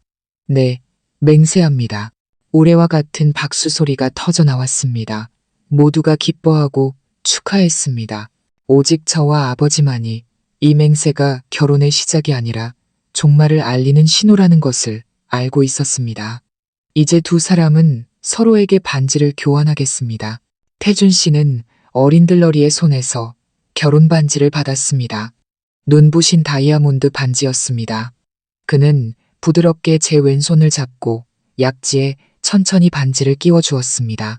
이 반지와 함께 영원히 당신의 것이 될 것을 맹세합니다. 그는 달콤하고 매혹적인 목소리로 속삭였습니다. 제 차례였습니다. 저 역시 남자 반지를 들어 그의 손가락에 끼워 주었습니다. 그의 손은 참 아름다웠지만 악마의 손이었습니다. 이 반지와 함께 저 또한 맹세합니다. 저는 잠시 머뭇거렸다가 말을 이었습니다. 당신이 받아야 할 모든 것을 당신에게 안겨줄 것을. 반지 교환이 끝나자 주례가 선언했습니다. 그리고 지금 아주 특별한 순간이 있겠습니다. 신랑이 신부에게 깜짝 선물을 준비했다고 합니다. 두 사람의 영원한 사랑과 신뢰의 증표입니다. 바로 이것이었습니다. 연극의 가장 중요한 부분이 시작되었습니다. 태준 씨가 신호를 보내자 정장을 차려입은 비서가 고급 만년필과 혼전 재산, 신탁 계약서를 은쟁반에 받쳐들고 무대로 올라왔습니다. 태준 씨는 마이크를 잡고 자랑스럽고 당당한 목소리로 말했습니다. 하객 여러분, 그리고 아버님과 사랑하는 제 아내 서아에게 오늘 저는 서아를 아내로 맞이하는 것 외에 더 의미 있는 일을 하고자 합니다. 바로 우리 사이의 모든 재산의 경계를 허무는 것입니다. 이 계약서는 제가 서아에게 바치는 저의 진심이자 절대적인 신뢰입니다. 우리가 함께 여기에 서명하는 순간 우리는 감정적으로 뿐만 아니라 모든 면에서 분리될 수 없는 동반자가 될 것입니다. 나와 함께 굳건한 미래를 만들어갈 준비가 되었습니까? 그는 저를 향해 펜을 내밀었습니다. 모든 하객들이 숨을 죽였고 모든 플래시와 카메라 렌즈가 우리를 향했습니다. 아래에 앉은 유라 씨는 두 손을 꽉 쥐고 기대감에 눈을 빛내고 있었습니다. 아버지는 무대 한쪽 구석에 서 계셨습니다. 그의 얼굴은 여전히 평온했지만 속으로는 저처럼 긴장하고 있다는 것을 알 수 있었습니다. 저는 미소를 지었습니다. 오늘 예식 내내 가장 환한 미소였습니다. 저는 손을 뻗어 그의 손에서 펜을 받았습니다. 금으로 된 펜촉이 차갑게 빛났습니다. 저는 그를 한번 보고 두 개의 빈 줄이 우리의 서명을 기다리고 있는 계약서를 내려다 보았습니다. 네, 준비됐어요. 제 목소리는 맑고 단호했습니다. 제 차가운 펜촉이 하얀 종이에 닿기 직전 아주 작은 간격만이 남아 있었습니다. 곁에 선 강태준의 기대에 찬 거친 숨소리가 느껴졌습니다. 곁눈질로 보니 앞줄에 앉은 한유라의 얼굴에 만족스러운 미소가 번지고 있었습니다. 모든 공간이 숨을 죽인 듯 고요했고 수백 쌍의 눈이 제 움직임 하나하나에 집중하고 있었습니다. 제가 공식적으로 서명하고 제 모든 재산과 미래를 원수의 손에 넘기는 역사적인 순간을 기다리고 있었습니다. 그들은 이겼습니다. 적어도 그들의 생각 속에서는. 저는 아무도 모르게 입꼬리를 살짝 올렸습니다. 이제 때가 되었다. 잠깐. 그때 낮고 위험 있는 목소리가 갑자기 울려 퍼지며 팽팽한 침묵을 갈랐습니다. 그 목소리는 너무나 익숙해서 심장이 쿵 내려앉았지만 동시에 이상할 정도로 안전한 느낌을 주었습니다. 모든 하객들이 일제히 소리가 난 쪽을 돌아보았습니다. 아버지. 이진성 회장님이 무대 뒤편에서 천천히 중앙으로 걸어 나오고 계셨습니다. 아버지의 얼굴에는 더 이상 딸을 시집 보내는 온화한 미소가 없었습니다. 곧 판결을 내릴 판사처럼 냉정하고 날카로웠습니다. 아버지는 자신감 넘치게 걸었고 그 발걸음 하나하나에 힘이 실려 있어 주변 공기마저 얼어붙는 듯 했습니다. 강태준과 한유라는 완전히 얼어붙었고 입가의 미소는 그대로 굳어버렸습니다. 아버님, 무슨 일이십니까?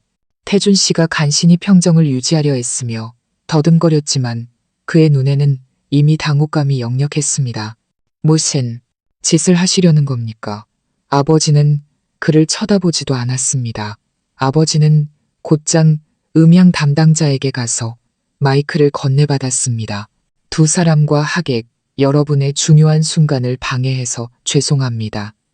아버지는 하객들을 향해 돌아섰습니다. 그의 목소리는 예식장 전체에 울려 퍼졌습니다. 제 딸이 이 운명적인 계약서에 공식적으로 서명하기 전에 저 역시 아버지로서 이 어린 부부의 행복을 축하하기 위해 정성껏 준비한 특별한 선물이 있습니다. 아마 이 영상을 다 보고 나면 우리 모두 제 예비 사위와 사랑하는 아내가 이 가족을 위해 얼마나 깊은 사랑을 바쳤는지 더 잘 이해하게 될 겁니다. 아버지의 말에는 비꼼과 암시가 가득했고 하객들은 웅성거리기 시작했습니다. 이 타이밍에 무슨 기념 영상이란 말인가? 왜 이 회장님의 말투가 저렇게 이상하단 말인가? 태준 씨와 유라 씨의 얼굴은 창백해졌습니다.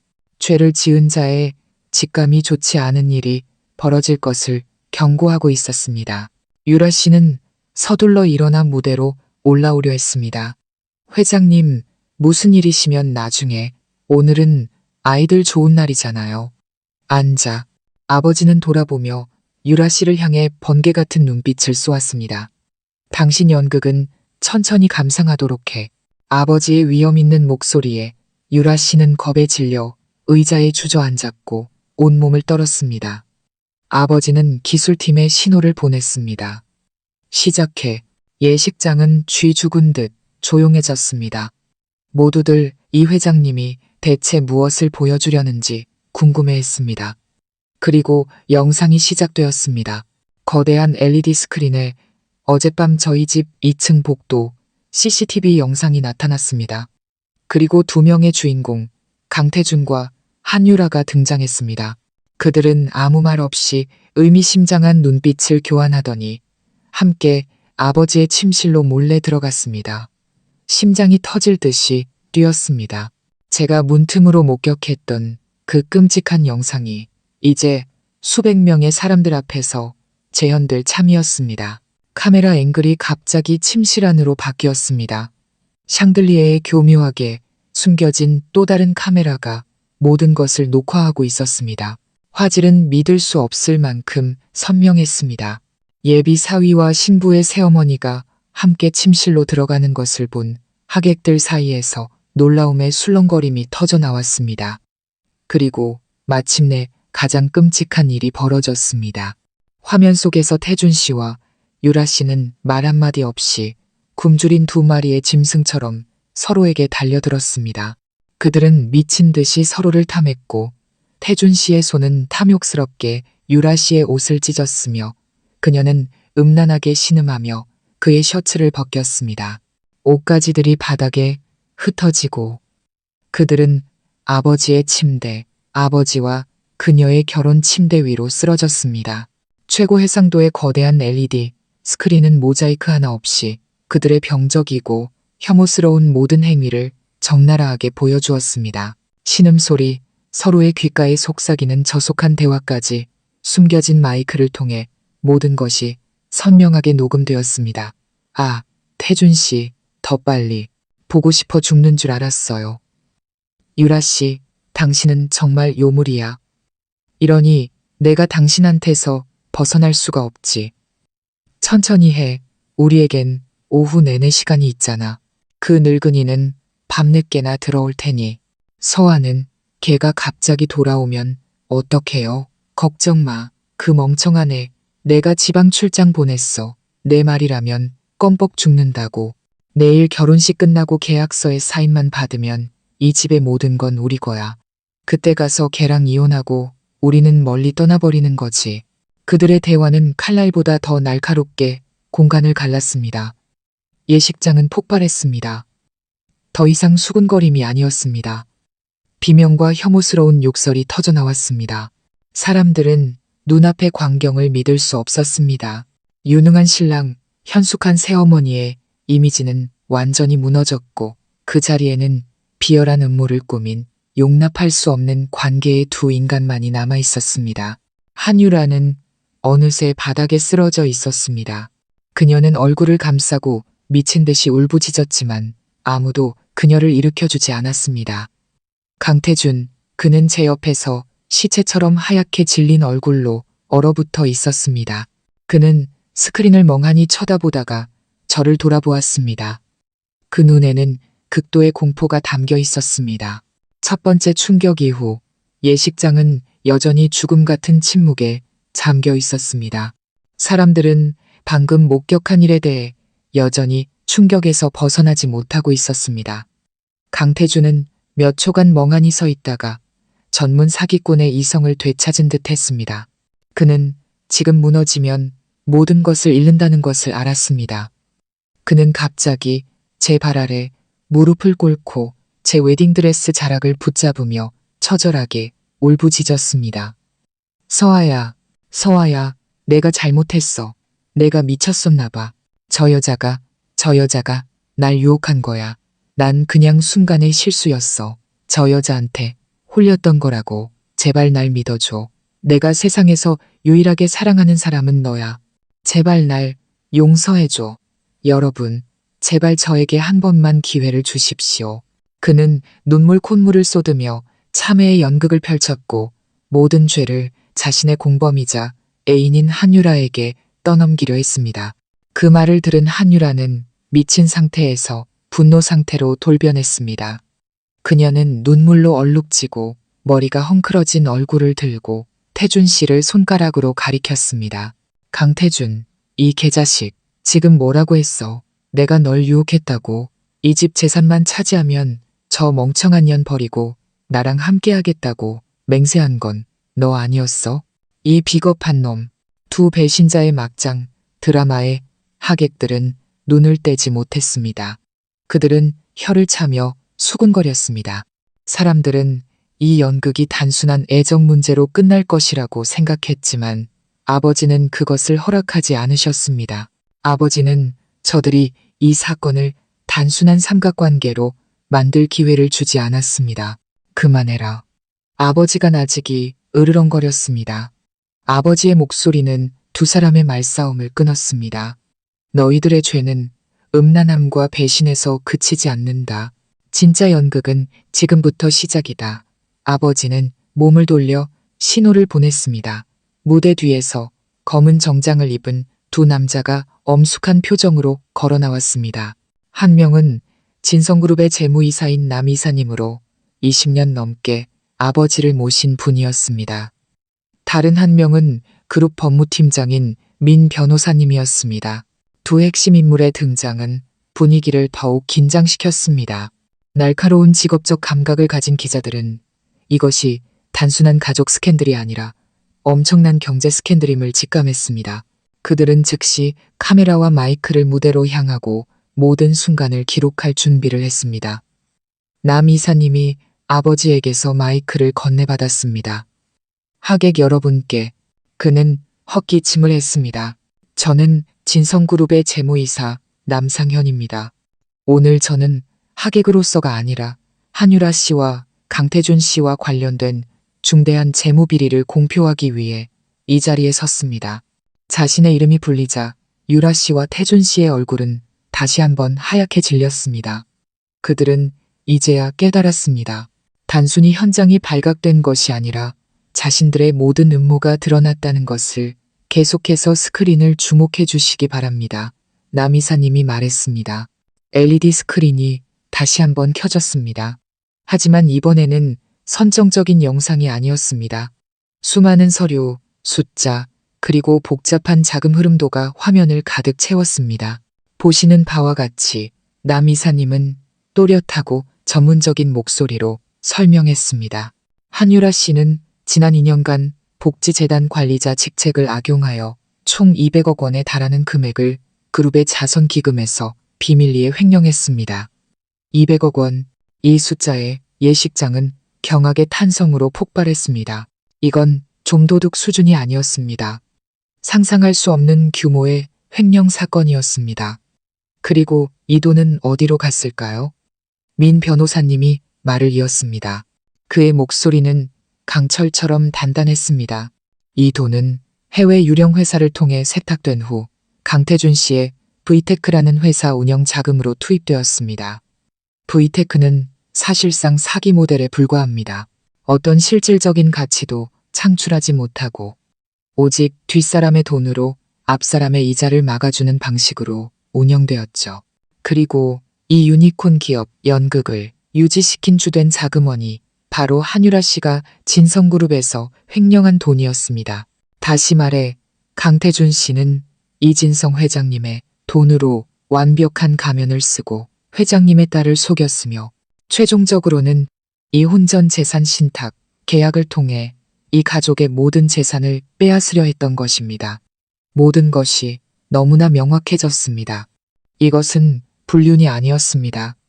이것은 아주 치밀하고 잔인하게 계획된 조직적인 사기 사건이었습니다. 사람들은 태준 씨와 유라 씨를 경멸과 혐오가 섞인 눈으로 쳐다보았습니다. 그들은 단순한 난봉꾼이 아니라 기업가와 현모양처의 탈을 쓴 기생충이자 흡혈귀였습니다. 태준 씨는 더 이상 변명할 길이 없다는 것을 알았습니다. 공포는 광기로 변했습니다. 그는 벌떡 일어나 아버지를 손가락으로 가리키며 소리쳤습니다. 당신은 깨끗한 줄 알아? 이진성, 여기서 위선 떨지 마. 15년 전에 당신이 우리 아버지를 죽음으로 몰아넣지 않았다면 내가 이런 짓까지 하지 않았어. 전부 당신 때문이야. 당신이 살인자야. 그래, 내가 다 계획했다. 태준 씨가 분노에 찬 목소리로 소리쳤습니다. 그는 아버지를 향해 손가락질했습니다. 당신 딸에게 접근한 것도 한유라를 이 집에 들인 것도 전부 내 계획이었다. 하지만 내가 왜 그래야만 했는지 알아? 바로 이 위선자 이진성이 내 아버지를 죽였기 때문이다. 15년 전 그는 내 아버지를 함정에 빠뜨리고 횡령죄를 뒤집어 씌운 뒤 프로젝트를 독차지하고 아버지를 자살로 내몰았다. 그는 내 모든 것을 빼앗아갔어.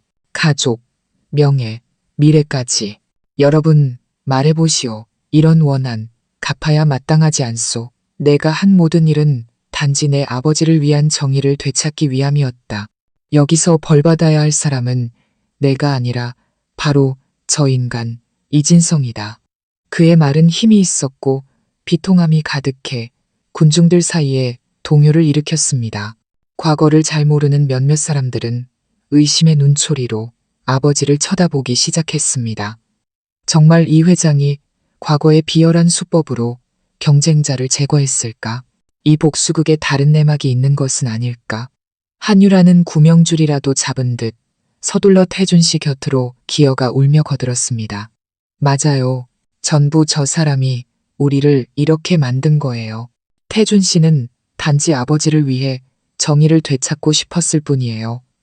이 사람이 세상에서 가장 불쌍한 사람이라고요. 그들은 판을 뒤집으려 했습니다. 유죄를 선고하는 재판을 비극적인 복수극으로 바꾸려 했습니다. 저는 두 주먹을 꽉 쥐었습니다. 분노가 극에 달했습니다. 그들은 거짓말을 할 뿐만 아니라 진실과 아버지의 명예를 짓밟고 있었습니다. 제가 나서려 했지만 아버지는 고개를 저으며 저를 진정시켰습니다. 아버지의 얼굴은 여전히 얼음장처럼 차가웠고 태준 씨의 비난에도 조금의 동요도 없었습니다. 아버지는 기다리고 있었습니다. 그가 비극의 주인공 연기를 끝낼 때까지. 태준 씨의 절규와 유라 씨의 울음소리가 잦아들고 예식장이 의심의 분위기에 잠겼을 때 아버지는 다시 마이크를 잡았습니다. 아버지는 태준 씨가 아닌 군중들, 특히 과거의 사건을 잘 아는 옛 친구들을 똑바로 쳐다보았습니다. 정의, 아버지가 입을 열었습니다. 그의 목소리는 크지 않았지만 모든 수군거림을 잠재울 만큼 힘있게 울려 퍼졌습니다. 자네는 자네 아버지 강덕수를 위해 정의를 되찾고 싶다고 했지. 좋다. 오늘 바로 여기서 모든 사람들 앞에서 내가 자네가 그토록 원하던 정의를 보여주겠다. 아버지가 신호를 보내자 거대한 LED 스크린이 다시 한번 켜졌습니다. 하지만 이번에는 영상도 서류도 아니었습니다. 오래된 녹음 테이프였습니다. 소리가 약간 지직거렸지만 내용은 충분히 명확했습니다. 익숙한 목소리가 흘러나왔습니다.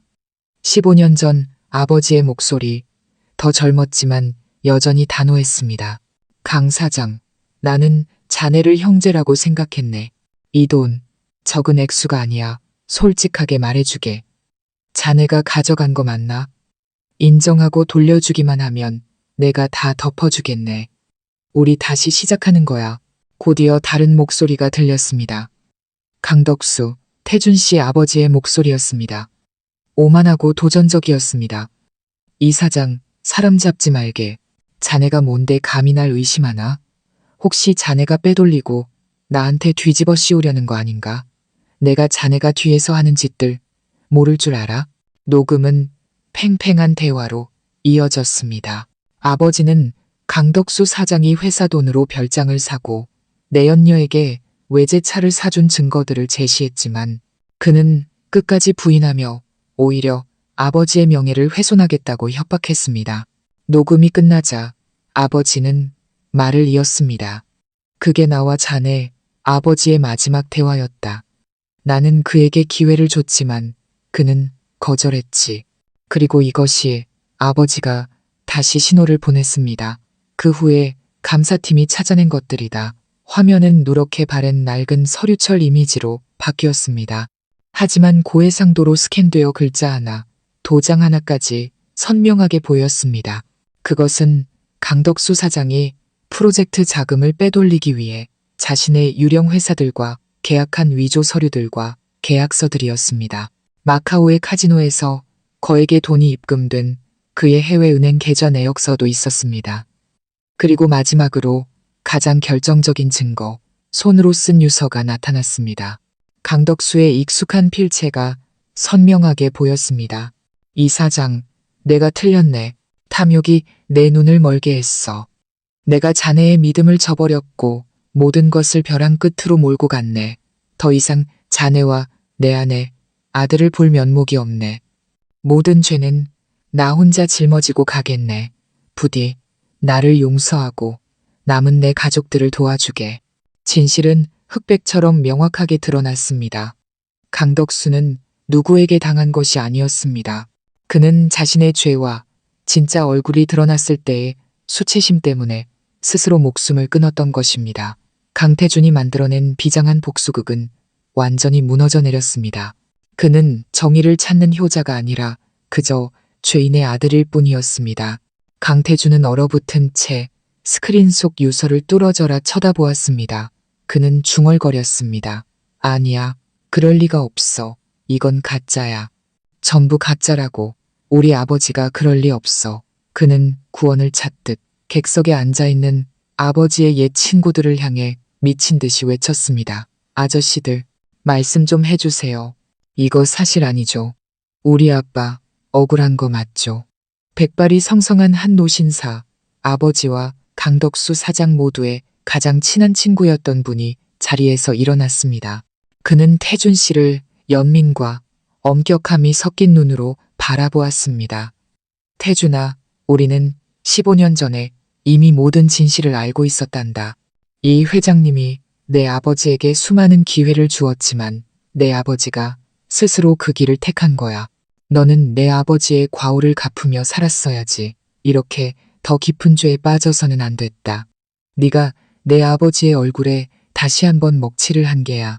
어른의 말은 태준 씨의 의지를 완전히 꺾어버린 마지막 일격이었습니다. 그는 무대 위로 쓰러져 목에서 미친 듯한 웃음소리가 터져나왔습니다. 그는 눈물을 흘리며 웃었습니다. 자신의 어리석음에 자신의 인생 전체를 망쳐버린 맹목적인 증오심에 그의 복수극은 영광스러운 승리가 아닌 적나라하고 치욕스러운 진실로 막을 내렸습니다. 마지막 진실은 법정이 아닌 바로 양심과 대중 앞에서 심판받았습니다. 강태준의 미친 웃음소리가 여전히 공간에 울려 퍼졌습니다. 그것은 한 인간의 완전한 몰락을 알리는 처절하고 절망적인 소리였습니다. 예식장은 무거운 침묵에 잠겼습니다. 모두가 눈앞에서 펼쳐진 비극에 압도당했습니다. 연극은 막을 내렸고 그 결말은 어떤 영화보다도 비참했습니다. 아버지는 무대 위에서 완전히 무너진 원수를 조용히 내려다보았습니다. 아버지의 얼굴에는 승자의 희열이 아닌 깊은 피로와 슬픔만이 어려 있었습니다. 아마 이 순간 아버지는 옛 친구를 함께 어깨를 나란히 했던 그 시절을 떠올리고 있었을지도 모릅니다. 하지만 침묵은 길게 이어지지 않았습니다. 아버지는 연극의 막을 단호하고 철저하게 내려야 한다는 것을 알고 있었습니다. 아버지는 심호흡을 하고 마이크를 잡고 마지막 목소리, 판결자의 목소리를 냈습니다. 하객 여러분, 제 딸의 기쁜 날을 이런 공개 재판으로 만들게 되어 진심으로 사과드립니다. 하지만 저에게는 다른 선택지가 없었습니다. 어떤 악성 종양은 뿌리째 뽑아내지 않으면 온몸으로 퍼져 모든 것을 파괴합니다. 오늘 저는 제 가족과 진성그룹을 지키고 과거의 진실을 바로잡기 위해 이 일을 해야만 했습니다. 아버지는 저를 돌아보았습니다. 그의 눈빛은 한결 부드러워졌습니다. 서아야, 미안하다. 그리고 아버지는 군중을 향해 똑바로 말했습니다. 저 이진성, 진성그룹 회장은 이 결혼을 공식적으로 취소함을 선언합니다. 아버지의 선언은 천둥 소리와 같았고 사람들은 정신을 차렸습니다. 파혼, 예상된 결말이었지만 당사자의 입에서 직접 나오자 큰 충격을 주었습니다. 아버지는 말을 이었습니다. 그의 목소리는 다시 차가워졌습니다. 사건은 여기서 끝나지 않을 것입니다. 한유라 씨와 강태준 씨의 사기, 재산 탈취, 명예훼손 및 업무방해 행위에 대한 명백한 증거를 바탕으로 저희는 정식으로 법원에 소송을 제기할 것입니다. 저희는 이 사건을 끝까지 추적하여 범죄자들이 법의 엄중한 심판을 받도록 할 것입니다. 아버지의 말이 끝나자마자 무대 양옆과 정문에서 검은 제복을 입은 보안팀이 일제히 들어왔습니다. 그들은 진성그룹의 전문 경호팀으로 아버지가 미리 배치해둔 사람들이었습니다. 그들은 신속하게 무대로 올라와 하객 구역과 범죄자 구역을 분리하는 견고한 방어선을 만들었습니다. 뭐 하는 짓이야, 이건화. 태준 씨는 광기에서 공포로 상태가 바뀌어 거구의 경호원 2명이 자신을 제압하자 발버둥치기 시작했습니다. 여긴 결혼식장이야. 당신들 사람을 체포할 권리 없어. 체포하는 게 아닙니다. 경호팀장이 차갑게 말했습니다. 경찰이 올 때까지 강태준 씨와 한유라 씨를 잠시 붙잡아 두는 것뿐입니다. 모든 절차는 이미 완료되었습니다. 어느새 정신을 잃었던 한유라도 2명의 여자 경호원에게 양팔을 붙들려 일어났습니다. 그녀는 정신을 차리고 눈앞의 광경을 보더니 울부짖으며 애원하기 시작했습니다. 회장님, 제발, 제발, 이번 한 번만 용서해 주세요. 제가 잘못했어요. 다 강태준 저 사람이 시킨 거예요. 제가 속았어요. 제발요. 하지만 모든 애원은 너무 늦었습니다. 아버지는 그저 차갑게 외면할 뿐이었습니다. 바로 그때 하객들 사이에서 또 다른 소란이 일어났습니다. 하객처럼 보이지 않는 험상궂은 인상의 남자들이 갑자기 앞으로 뛰쳐나왔습니다. 강태준, 이 개자식, 내 돈 갚아. 우두머리로 보이는 남자가 소리쳤습니다. 네가 결혼식 끝나면 빚 다 갚는다고 했잖아. 이 사기꾼아. 알고 보니 그들은 태준 씨의 채권자들, 그가 거액의 빚을 진 사채업자들이었습니다. 아마 그들 역시 아버지의 계획의 일부로 결혼식에 초대되었을 것입니다. 그들은 태준 씨를 잡으려 달려들었지만 보안팀에 의해 저지당했습니다. 이제 현장은 액션 영화와 다를 바 없었습니다. 신랑과 새어머니는 체포되고 사채업자들은 빚을 독촉하고 하객들은 공포에 질려 출구를 찾으려 아우성이었습니다. 그리고 이 혼란의 중심에는 기자들이 있었습니다. 그들은 피냄새를 맡은 상어처럼 미친 듯이 셔터를 눌러댔습니다. 플래시가 쉴 새 없이 터졌습니다. 제압당하는 강태준의 모습, 처절하게 우는 한유라의 모습, 소리치는 사채업자들의 모습, 모든 것이 기록되었습니다. 내일 이것은 모든 신문의 일면을 장식할 것이고 상류층 역사상 가장 충격적인 스캔들이 될 것입니다. 저는 아버지 등 뒤로 물러서서 이 모든 것을 조용히 지켜보았습니다. 제 순백의 웨딩드레스는 이 혼란스러운 풍경 속에서 너무나 어울리지 않고 서글퍼 보였습니다. 제 결혼식은 심판의 무대가 되었고 공개 재판이 되었으며 온 세상이 구경하는 서커스가 되었습니다. 제 마음속 고통은 여전했지만 이상하게도 안도감이 느껴졌습니다. 모든 것이 끝났습니다.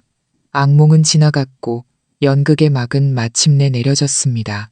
그 막 아래에는 거짓된 사랑과 맹목적인 복수심, 그리고 스스로 인생을 파멸시킨 두 인간의 미래가 함께 묻혔습니다.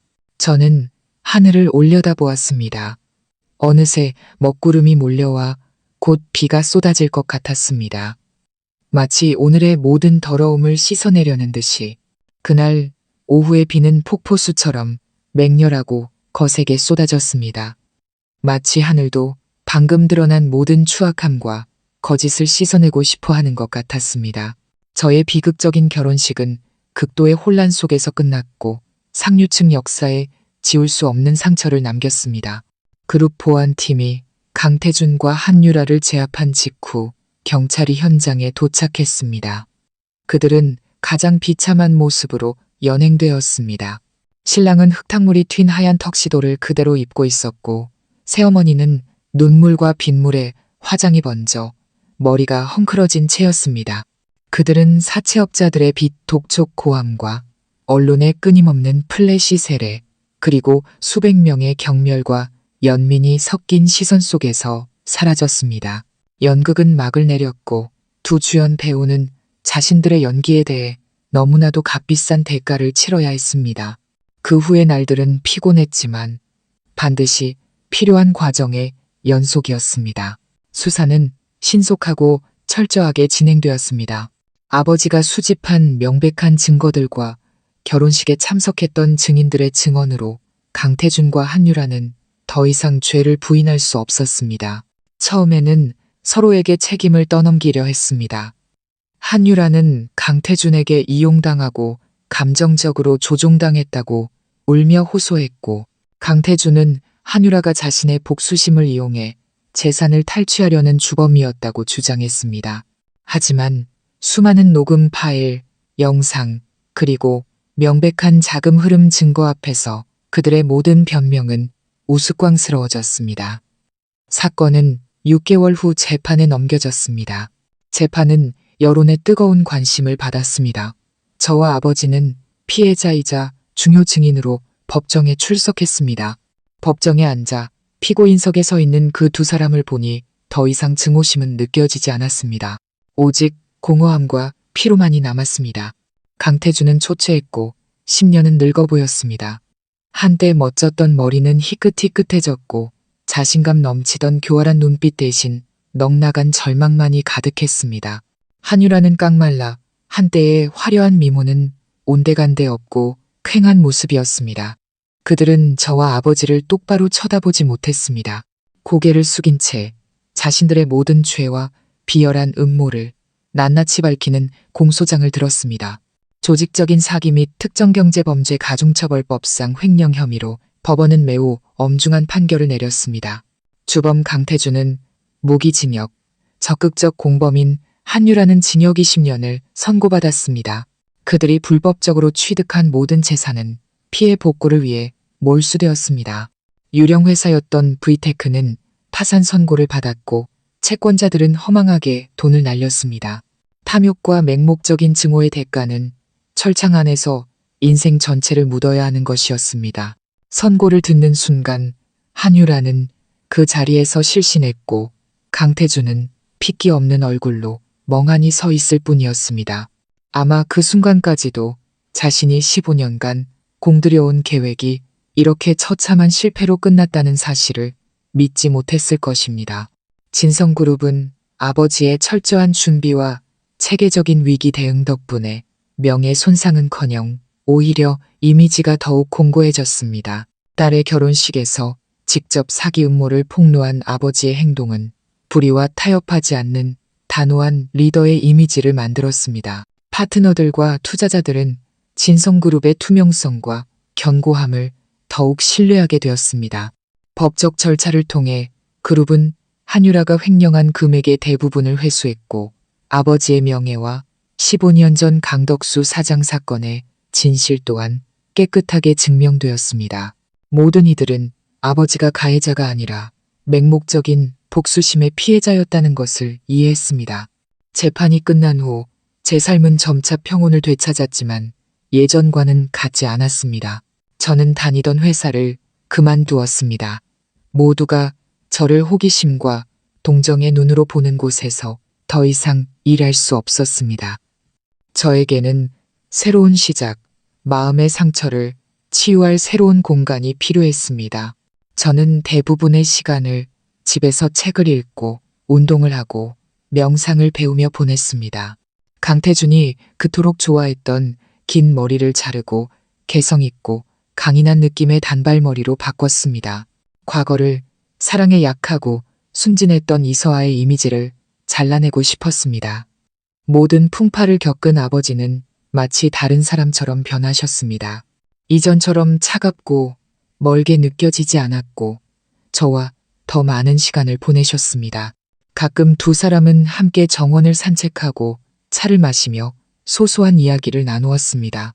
저는 아버지의 마음속에 여전히 죄책감이 남아있다는 것을 알았습니다.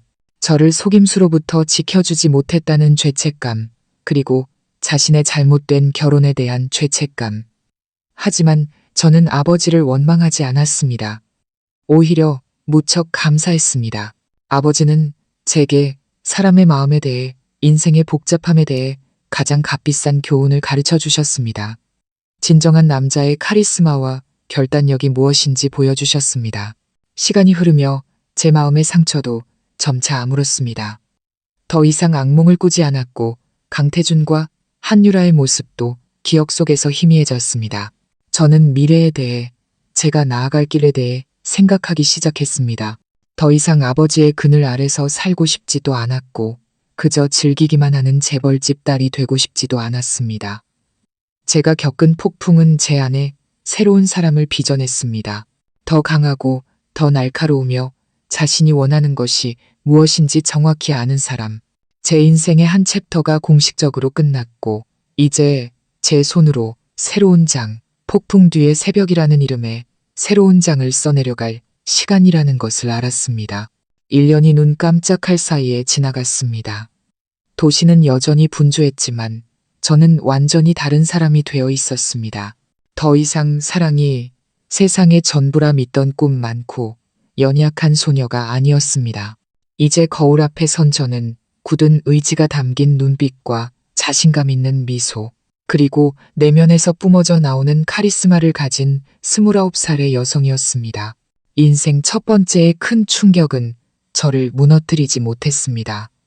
오히려 그것은 제가 더 강하게 다시 태어나도록 돕는 극약 처방이었습니다. 마음을 추스르는 시간을 가진 뒤 저는 여행을 가거나 휴식을 취하는 대신 일을 다시 시작했습니다. 다른 회사가 아닌 바로 아버지의 회사 진성그룹에서 처음에는 프로젝트 개발팀의 평사원으로 시작했습니다. 제가 회장 딸이라는 꼬리표 덕분에 이 자리에 왔다는 말을 듣고 싶지 않았습니다. 오직 실력으로 제 능력을 증명하고 싶었습니다. 저는 일에 미친 듯이 매달렸고 끊임없이 배웠습니다. 모든 보고서를 읽고 모든 프로젝트를 연구했으며 먼 곳으로 출장 가는 것을 마다하지 않았고 땡볕 아래 공사 현장에서 구르는 것을 두려워하지 않았습니다. 아버지에게 물려받은 날카로운 사업 감각과 현대적인 마케팅 지식을 바탕으로 한 제 노력은 곧 결실을 보았습니다. 저는 여러 혁신적인 사업 전략을 제안했고 그룹이 여러 대형 입찰에서 승리하고 새로운 분야로 시장을 확장하는 데 기여했습니다. 단 1년 만에 저는 평사원에서 그룹의 최연소 사장으로 임명되었습니다. 아버지께서 모든 것을 믿고 맡길 수 있는 가장 든든한 오른팔이 된 것입니다. 처음에는 저를 의심의 눈초리로 보던 직원들도 이제는 모두 존경의 눈빛으로 저를 바라봅니다. 그들은 저를 철의 여인, 진성그룹의 강철 장미라고 불렀습니다. 오늘은 특별한 날입니다. 저는 몸에 꼭 맞는 네이비색 정장을 입고 짧은 머리를 단정하게 손질했습니다. 저는 진성그룹 타워 최고층, 도시 전체를 내려다볼 수 있는 제 사무실의 대형 거울 앞에 섰습니다. 더 이상 실패한 신부의 모습은 보이지 않았습니다. 자신감 넘치는 젊은 리더의 모습만이 있었습니다. 사장님, 회의실에 모든 분들이 도착하셨습니다. 비서가 노크하며 알렸습니다. 바로 가지. 저는 대답했습니다. 이제 제 목소리는 훨씬 차분하고 무게감이 실려 있었습니다. 제가 회의실에 들어서자 제 아버지 뻘되는 이사들과 임원들이 이미 자리에 앉아 있었습니다. 처음과 같은 어색함은 없었습니다. 저는 자신있게 주제자석, 이전에는 오직 아버지만이 앉으셨던 그 자리로 걸어갔습니다. 오늘 아버지도 참석하셨지만 그는 방 한쪽 구석의 겸손한 자리에 앉아 고문 역할을 하고 계셨습니다. 저를 바라보는 아버지의 눈빛은 자랑스러움과 만족감으로 가득 차 있었습니다. 이제 정말 안심하고 평생의 결실을 제게 넘겨주실 수 있게 된 것입니다. 좋은 아침입니다, 여러분. 제가 입을 열었습니다. 명확하고 힘있는 목소리가 회의실에 울려 퍼졌습니다. 오늘 우리는 동남아 시장 확장 계획에 대해 논의할 것입니다. 이 전략 프로젝트는 향후 10년간 진성그룹의 위상을 결정할 것입니다. 제가 준비한 제안서를 검토해 주시기 바랍니다. 저는 자신감 있고 유창하게 프레젠테이션을 시작했습니다.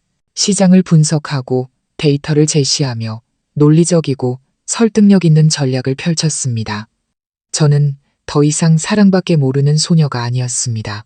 저는 일과 숫자, 그리고 거대한 계획을 다루는 여성이 되었습니다. 회의는 성공적으로 끝났습니다. 제 계획은 이사회의 만장일치 동의를 얻었습니다. 모두가 떠나고 넓은 회의실에 저와 아버지만 남았을 때 아버지가 다가와 제 어깨에 손을 얹으셨습니다. 좀처럼 하지 않으시던 행동이었습니다. 너 정말 잘했다, 서아야. 아버지의 목소리는 약간 메어 있었습니다. 내가 기대했던 것보다 훨씬 더. 하늘에 계신 내 엄마도 분명 널 아주 자랑스러워할 거다. 감사합니다, 아빠. 저는 미소를 지었습니다. 만약 그날의 폭풍이 없었다면 저는 아마 영원히 날지 못하는 아기 새였을 거예요. 모든 건 다 지나갔다. 아버지가 말했습니다. 이제 정말 잘 살아라. 너 자신을 위해서뿐만 아니라 이 그룹 전체의 미래를 위해서. 하지만 아버지는 잠시 머뭇거렸습니다. 일 때문에 내 자신의 행복을 잊지는 말아라. 나는 언젠가 진정으로 너를 사랑하고 지켜줄 자격이 있는 사람이 나타나길 바란다. 저는 도시의 불빛이 은하수처럼 반짝이는 창밖을 내다보았습니다. 알아요, 아빠. 하지만 이제 제 행복은 더 이상 어떤 남자에게 달려있지 않아요. 제 행복은 제 삶의 주인이 되고 제가 좋아하는 일을 하고 진성그룹이 날마다 성장하는 것을 보는 거예요. 사랑은 인연이 있다면 자연스럽게 찾아오겠죠. 그렇지 않더라도 저는 여전히 아주 잘 살 거예요. 저는 폭풍우를 겪었고 넘어졌으며 극심한 고통을 겪었습니다. 하지만 저는 무너지지 않았습니다.